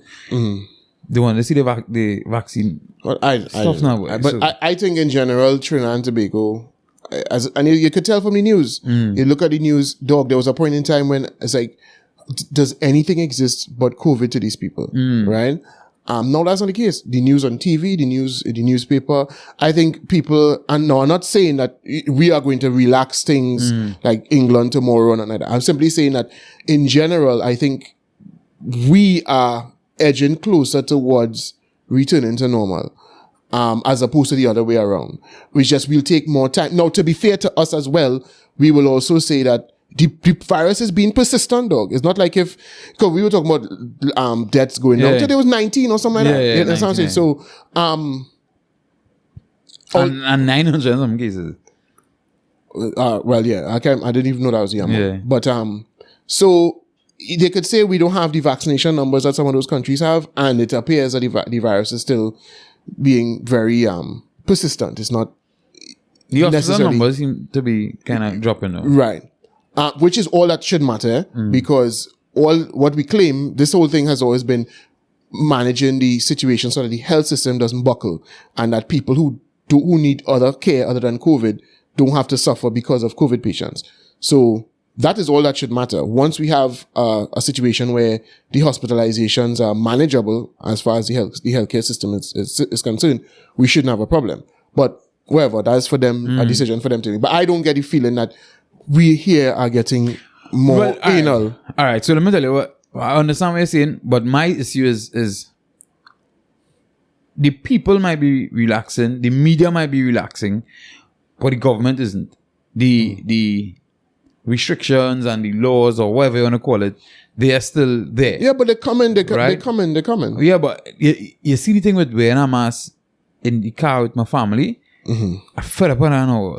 I really fed up on that. Yeah, but the thing is, though, you need to understand with masks, the reason why that persists is because nobody feels it's a bother.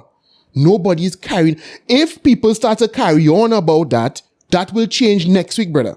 That is one of the easy ones that will change. They'll say, you know what, Larry, it's time to do away with that. But I don't think wanted to force them to take the vaccine. Apparently, they didn't bother with nothing else. Because I tell you, I was on the beach today, and no, all right. So I was talking about people wearing masks on the beach today. I could have been a bit disingenuous because there were police patrolling the beach, and I don't know if because people saw police patrolling the beach, they say, "Well, nah, boy, let me pull up my mask and keep up my mask."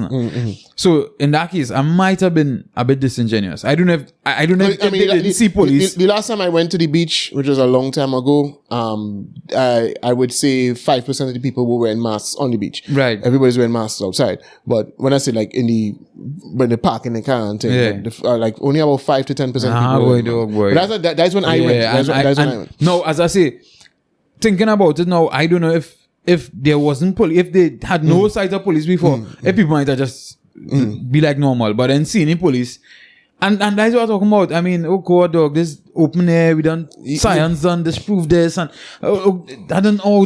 No, but you see, but that hasn't seeped into the consciousness of the average individual yet. That science has proved. You know, which people feel that wearing this thing on the face in the open air is having a significant impact on whether they catch this virus or not. That they still think that is the case. As a matter of fact, somebody was pointed out to me the other day that the neighbor who tested positive for COVID in her gallery by herself with a mask on. Serious? Yeah. What is that about? In your gallery, by yourself. She didn't have a visitor come to her. There was nobody else in the house. She's sitting on the front porch with a mask. That's not because the police tell her or the government tell her. She had that in her brain that somehow she's doing. I don't know if she feel, well, you know, she could breathe and it could end up in the air and other people could get it, you know, so like the people in the road could get I don't know, Nalu. So, true, because they make that statement somewhere. Yeah, no, like you just Kamala supporter, boy. Exactly, because it hasn't seeped into the average person. And the other thing about the mask is that we think that is something that don't do nothing. That's the main reason why the policy has remained there. Because it's something that could look like we're doing something and it don't cost nothing. No, it does have a cost attached to it, and we need to be made aware of that, because I don't know if you saw the other day, the WHO released a report stating that medical waste due to COVID is causing a threat to the environment. Yes. Right? I saw that, a threat to the environment and to humans, right? And of course, is the PPE. The primary problem is disposable masks, right? Now, that should pause and make you stop and think, okay, how much of this mask thing is really necessary? Right. And then the WHO recently also said something about ceasing the fire, meaning easing up the fight with certain things. Right, in Europe. And I think that's the WHO in Europe, that was saying that. But that was more with respect to lockdown restrictions and that kind of thing. But the reason why I bring back the mask thing is that half of the reason why this mask thing is in place is because the government feel like that's something they could do that don't really cost nothing. We don't know how much it's doing, if it's doing anything at all, and we're not going to fight up to prove whether they're doing something or not. We could just put it in place because that is make people feel safer. British people feel that making them safe. You understand? So, I think I actually heard the Prime Minister mention at some point in time when he was talking about the things that the government is going to do to continue to focus on in mitigating the virus, and he said, and we'll continue to wear masks because it leaves some layer of protection. Now, we don't know what they're doing. We don't know, but we are doing harm to the environment because. Okay, it doesn't mean doing away with masks in all situations. I agree. I think in an air-conditioned environment, especially with strangers, right? You could keep the mandate in place for public, transport. You could all these sorts of things that might make sense, but people may use significant. You might reduce the usage of masks by 20-30% if you stop this nonsense of having people walking out the road, sign up in the open air, and CPAP workers. Ponging concrete in the hot sun with mask on. You understand what I'm saying? So, but nobody's requiring them to prove, hey, is this working? What percentage in decrease in spread has this? And since we want to know what it stands, what scientific study you have to support what are you doing here now? Well, I mean, what do you mean with respect to the mask? Yeah, what that they there have been studies that they cited with respect to like people in a room. No, this is what I say. So they don't have studies to prove that if in a room. Right. But so that's it, right? The government need to bring their scientific study to say why we should continue wearing masks in the road by ourselves. Yeah, and when mask in car and all kind of dotishness with your family. Not in public transport. Yeah. You understand? All this other nonsense. What are we doing that for? Yeah, so let them bring their scientific, but nobody tell them to do it. But nobody would ask them for that because to most people it's not a bother. And that's the most bothersome part to me. I think it's a bother for some people. They just do what it takes to say something about it.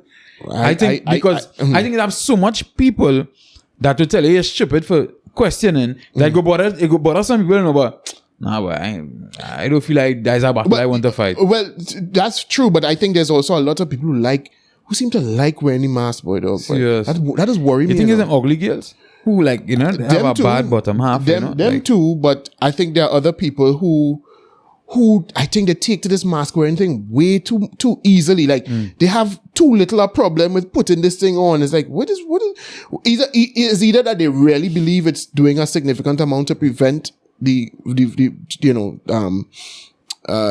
being infected, or they just like this mask. They love wearing masks. So I think it doesn't bother many people or enough people as much as it bothers you and I, right? I hate doing nonsense. I hate being forced to do anything that I don't feel makes sense. You understand what I'm saying? And like I say, wearing an N95 in a small room where I know I'm going to be there for maybe an hour and I can't distance myself or whatever, maybe that might, okay. But outside of that, we think it's doing no harm, and that's why we're encouraging it.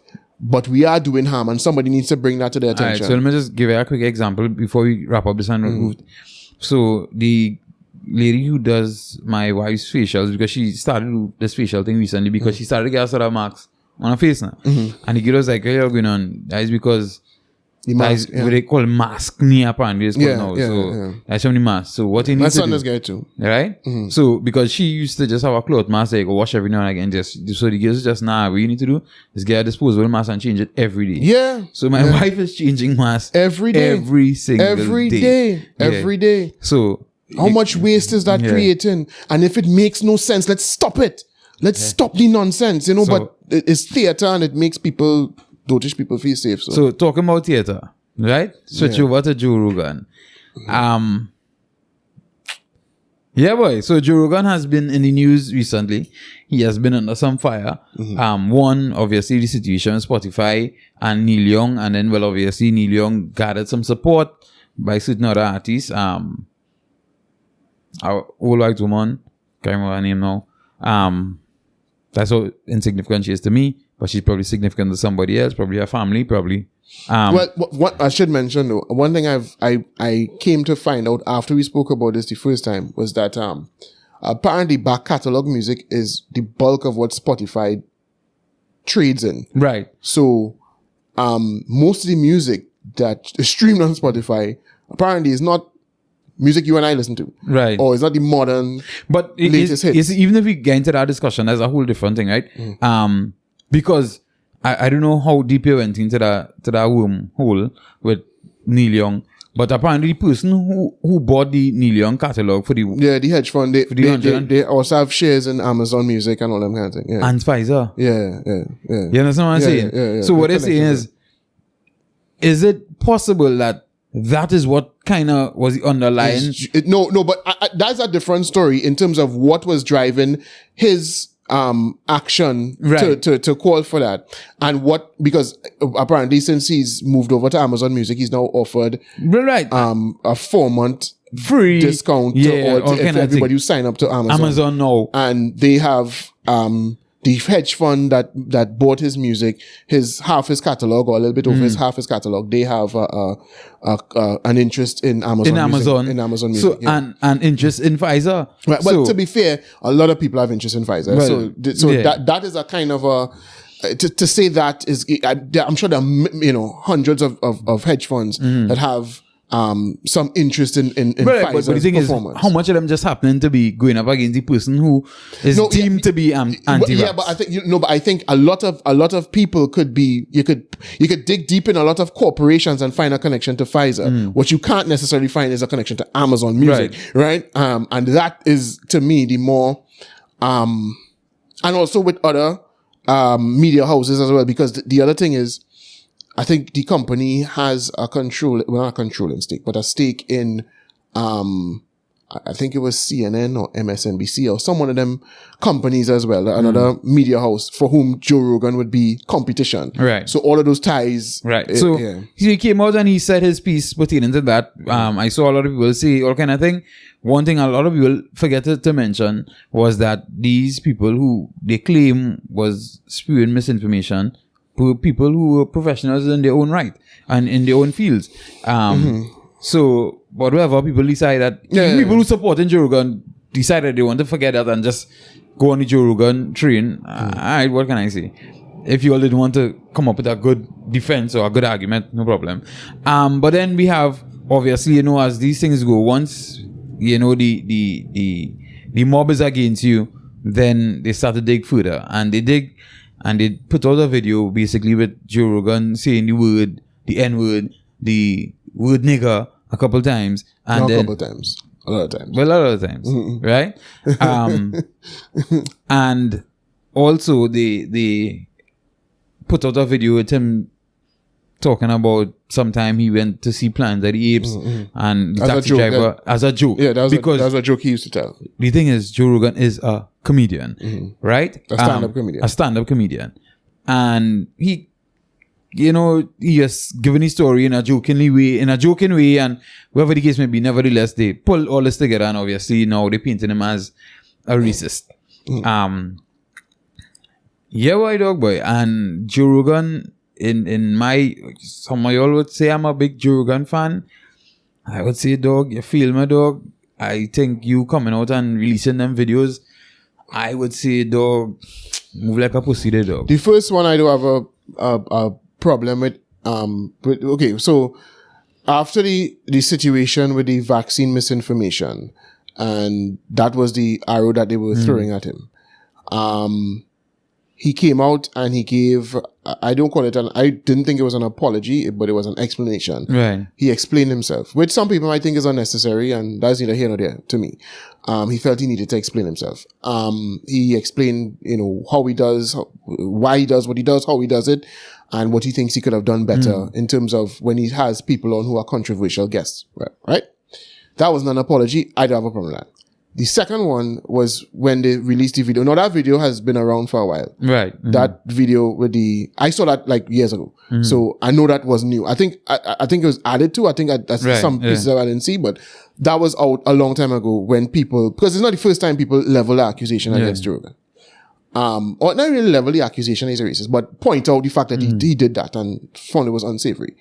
But yeah, so when the response to that, the video with him apologizing, that I think is problematic. I think I'm not saying I saw Joe Rogan as a hero, and it's not even about failing me.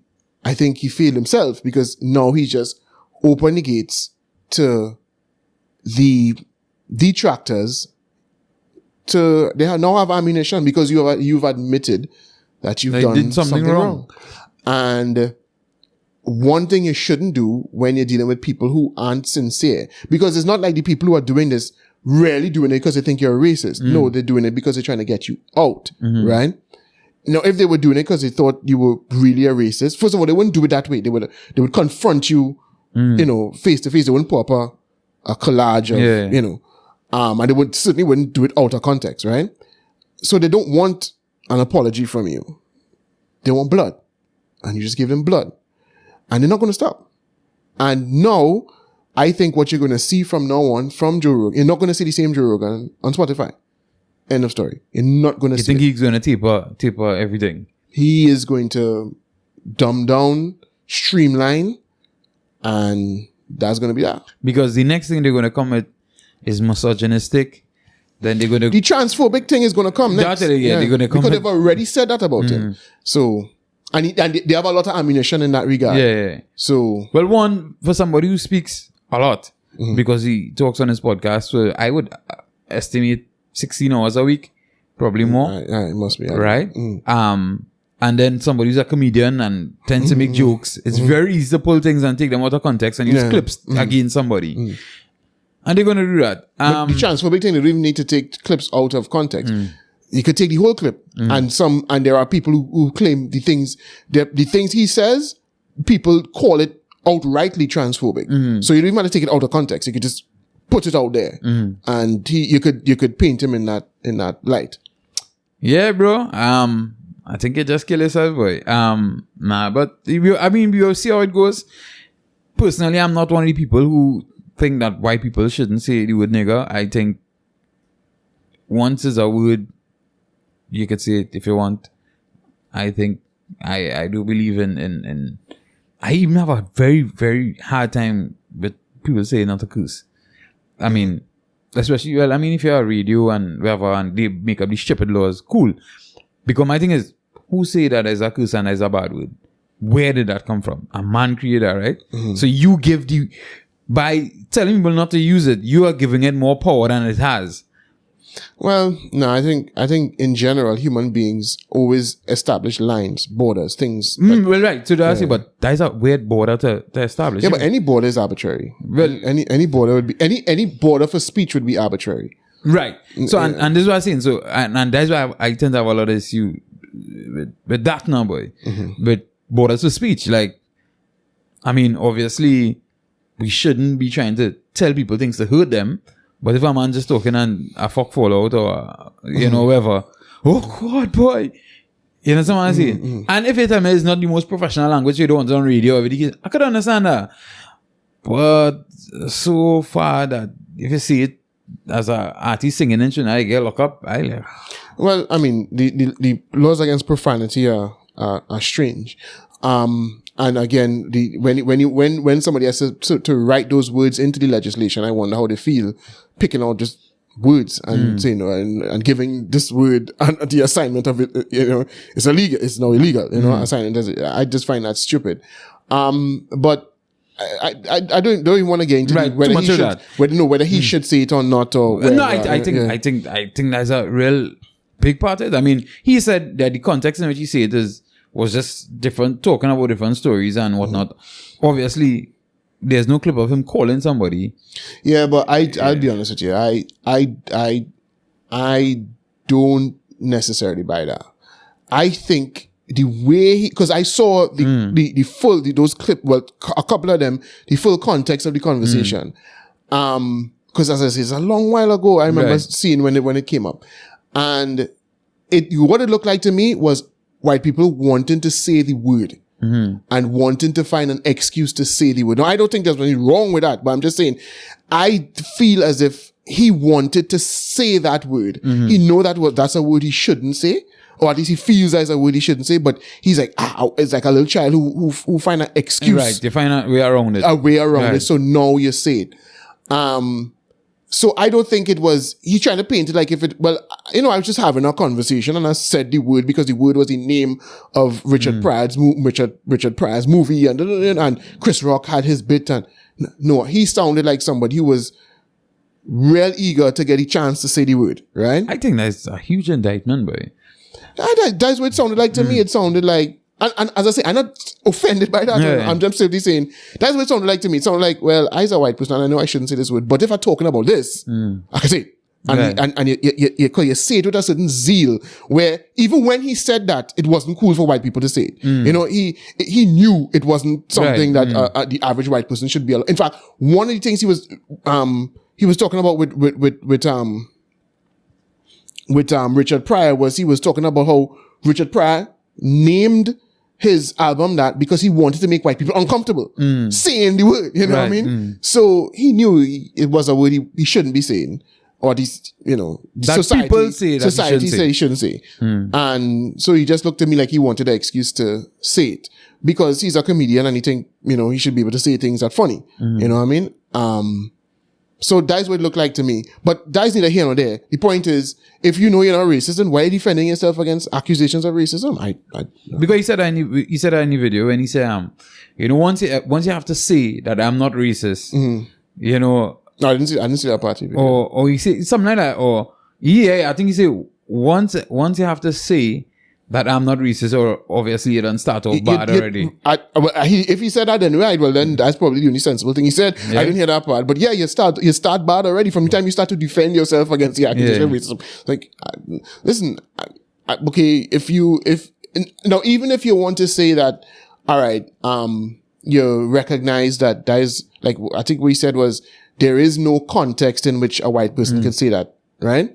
I think that shit, I just saying. Right, but let's say you realize that. And so you want to say, well, I realize that now, so, for that, for that I apologize, or whatever. But let's make no mistake, these people who bringing this up now, no, I'm bringing it up for that. So, fuck you. But to the people who actually know me, like me, and found that, you didn't know about that, you didn't know that side of me, and you found that a little bit offensive, well, that was really, that was me back then. I will say it again. Well, however you had to phrase it. But make it clear that the people who are bringing this forward, no, I'm not apologizing to you. Fuck you. You understand what I'm saying? But do you think, right? And I know we're going to run out a film just now. not really film, especially memory card. But do you think if we had just take this stand and say, yo, listen, that's a word? And because that wouldn't work. Because he kind of said that in what he has explained, when you're saying, that is a word. He said that that you're saying that in the past that is a word, and it's so funny that the word could be empowering, it could be endearing, it could be and he find it strange that there's only one word in the dictionary or in the language or something, so in the English language that had all that power on a word. That would not work. No, but what I'm saying is when they say work, because my thing that would not work with his fans. I think you're putting yourself in more trouble to say that. But I think even if you feel it, I think in this situation, since they're looking for blood, you don't do that. You just say nothing. You just don't address it, or address it from the perspective of, listen, this is being brought up now to slander me. I know my heart, and so for those who felt that, that was offensive, my fans and friends, because there are people who close to him who said that, yeah, well, when I heard that you said I was disappointed, David Goggins is one of them, right? He was like, I ain't gonna disown Joe, but I was kind of offended. So you could make a public apology to them. My thing is, but I would say David Goggins is a bitch for that. You understand what I'm saying? These fellas who come out and talk all this ranking thing and all this strength and all this bullshit. Well, you hear a word, somebody.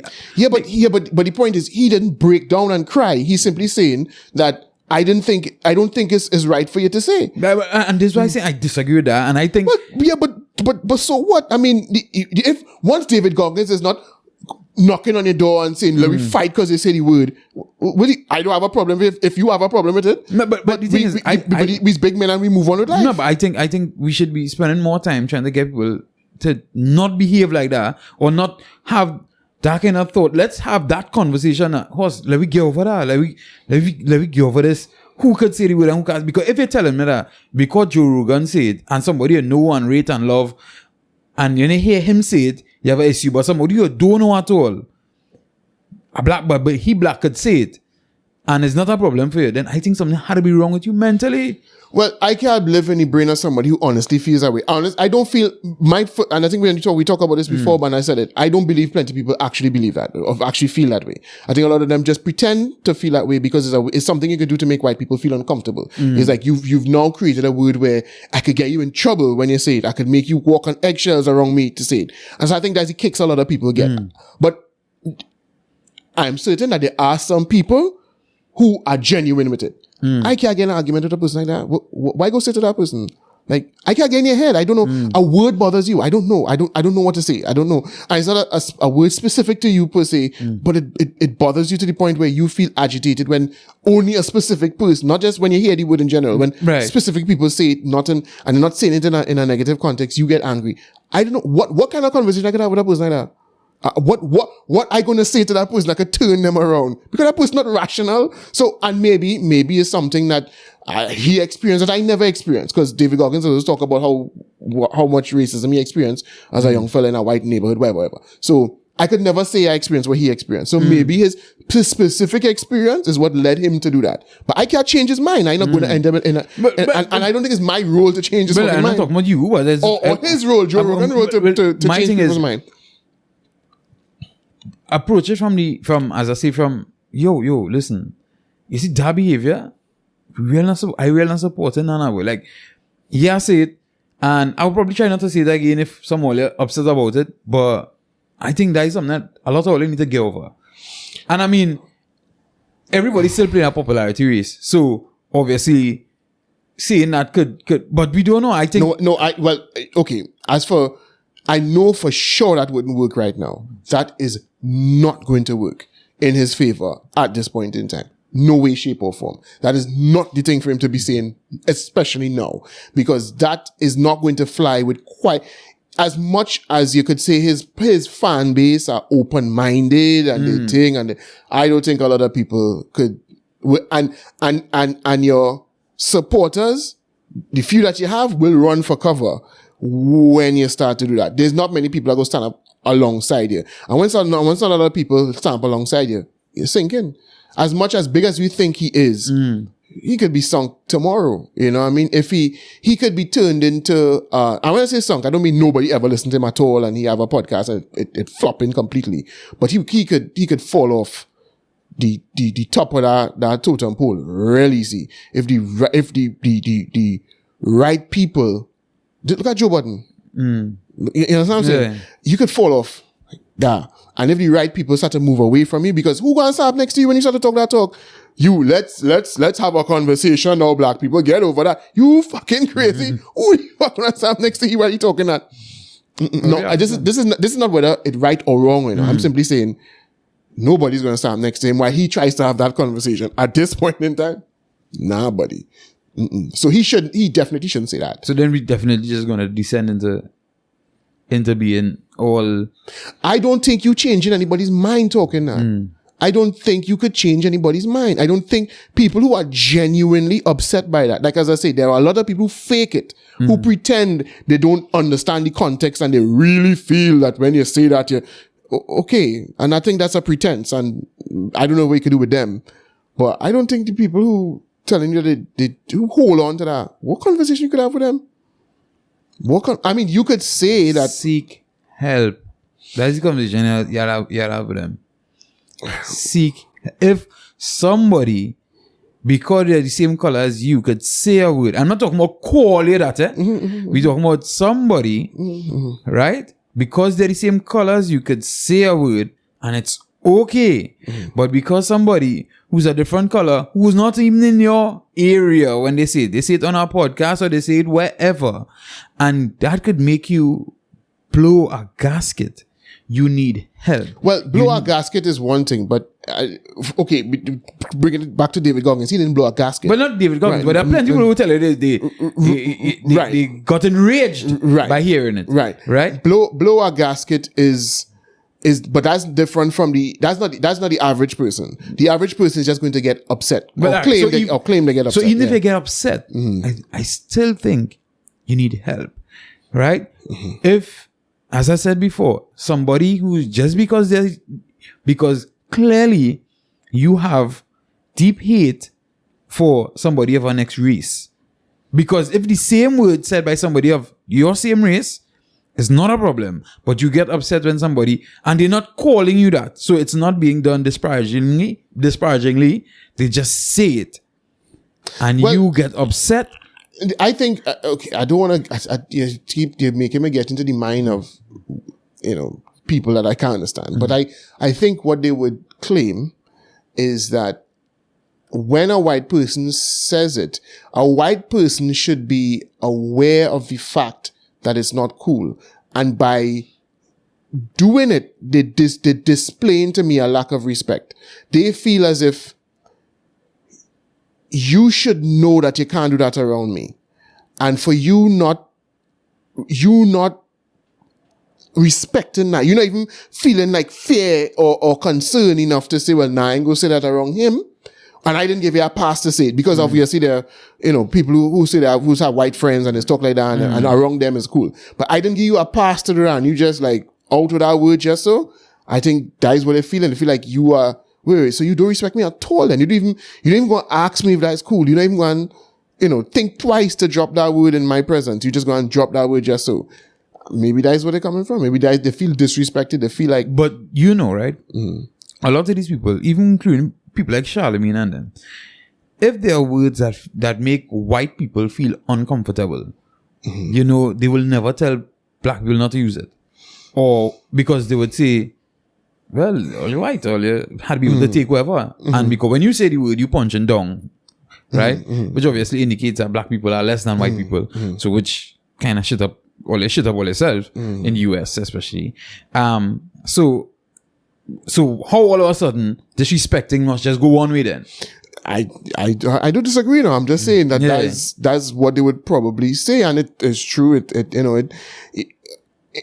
I mean, to be fair to them, they might say, well, okay, if you tell me that there's something you don't like me to say around you and I are trying to be cordial with you, then I would respect what you asked me to do. I'll say we've been a one-on-one conversation, but I can't live my life every day.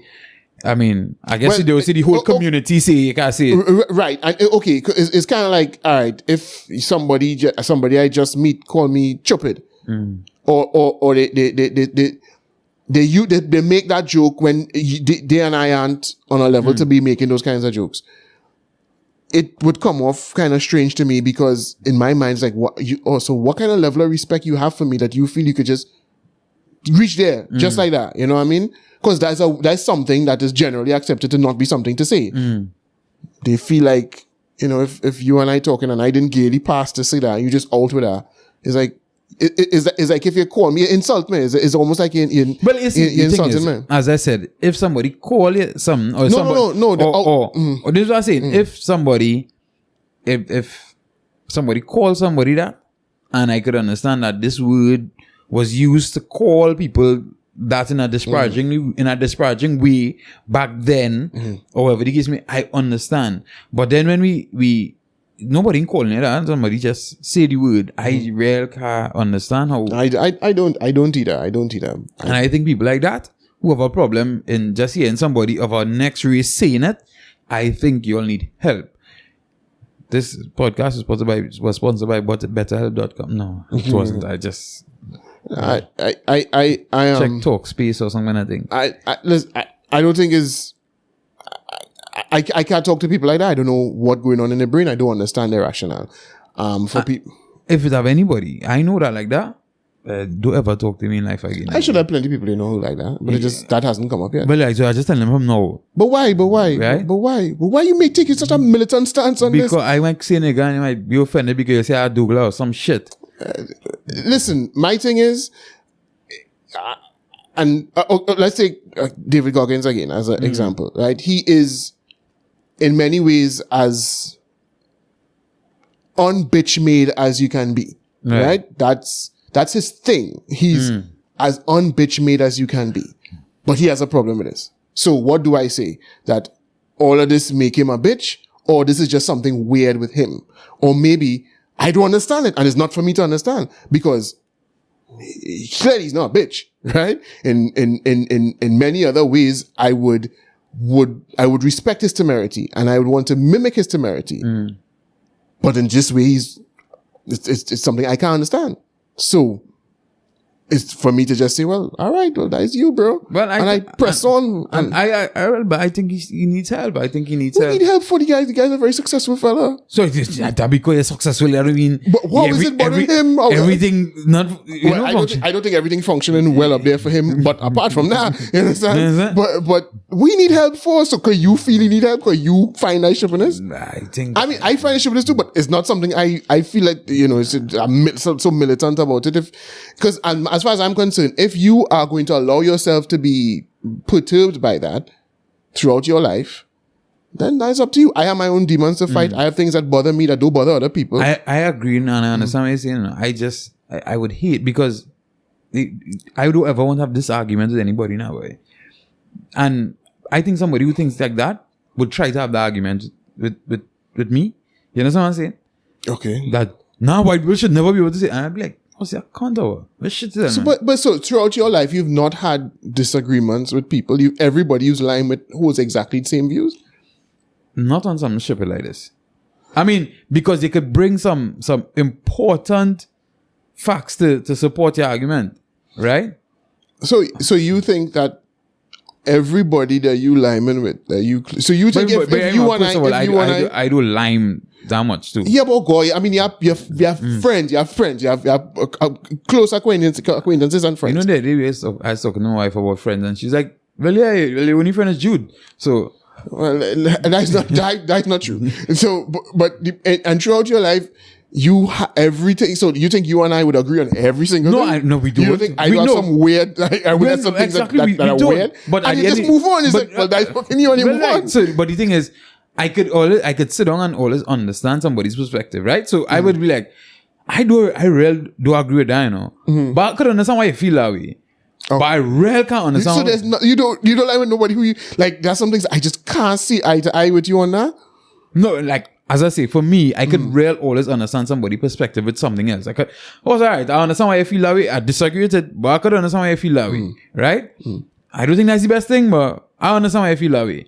But that's one thing I really can't understand, how people can feel that way. Because I think it's very disingenuous to a lot, because most of the time you try to is this kind of high-handed kind of way that you're trying to uphold, but then it has so many things falling around that same situation that you choose not to address. So it's like, do you really have an issue with this?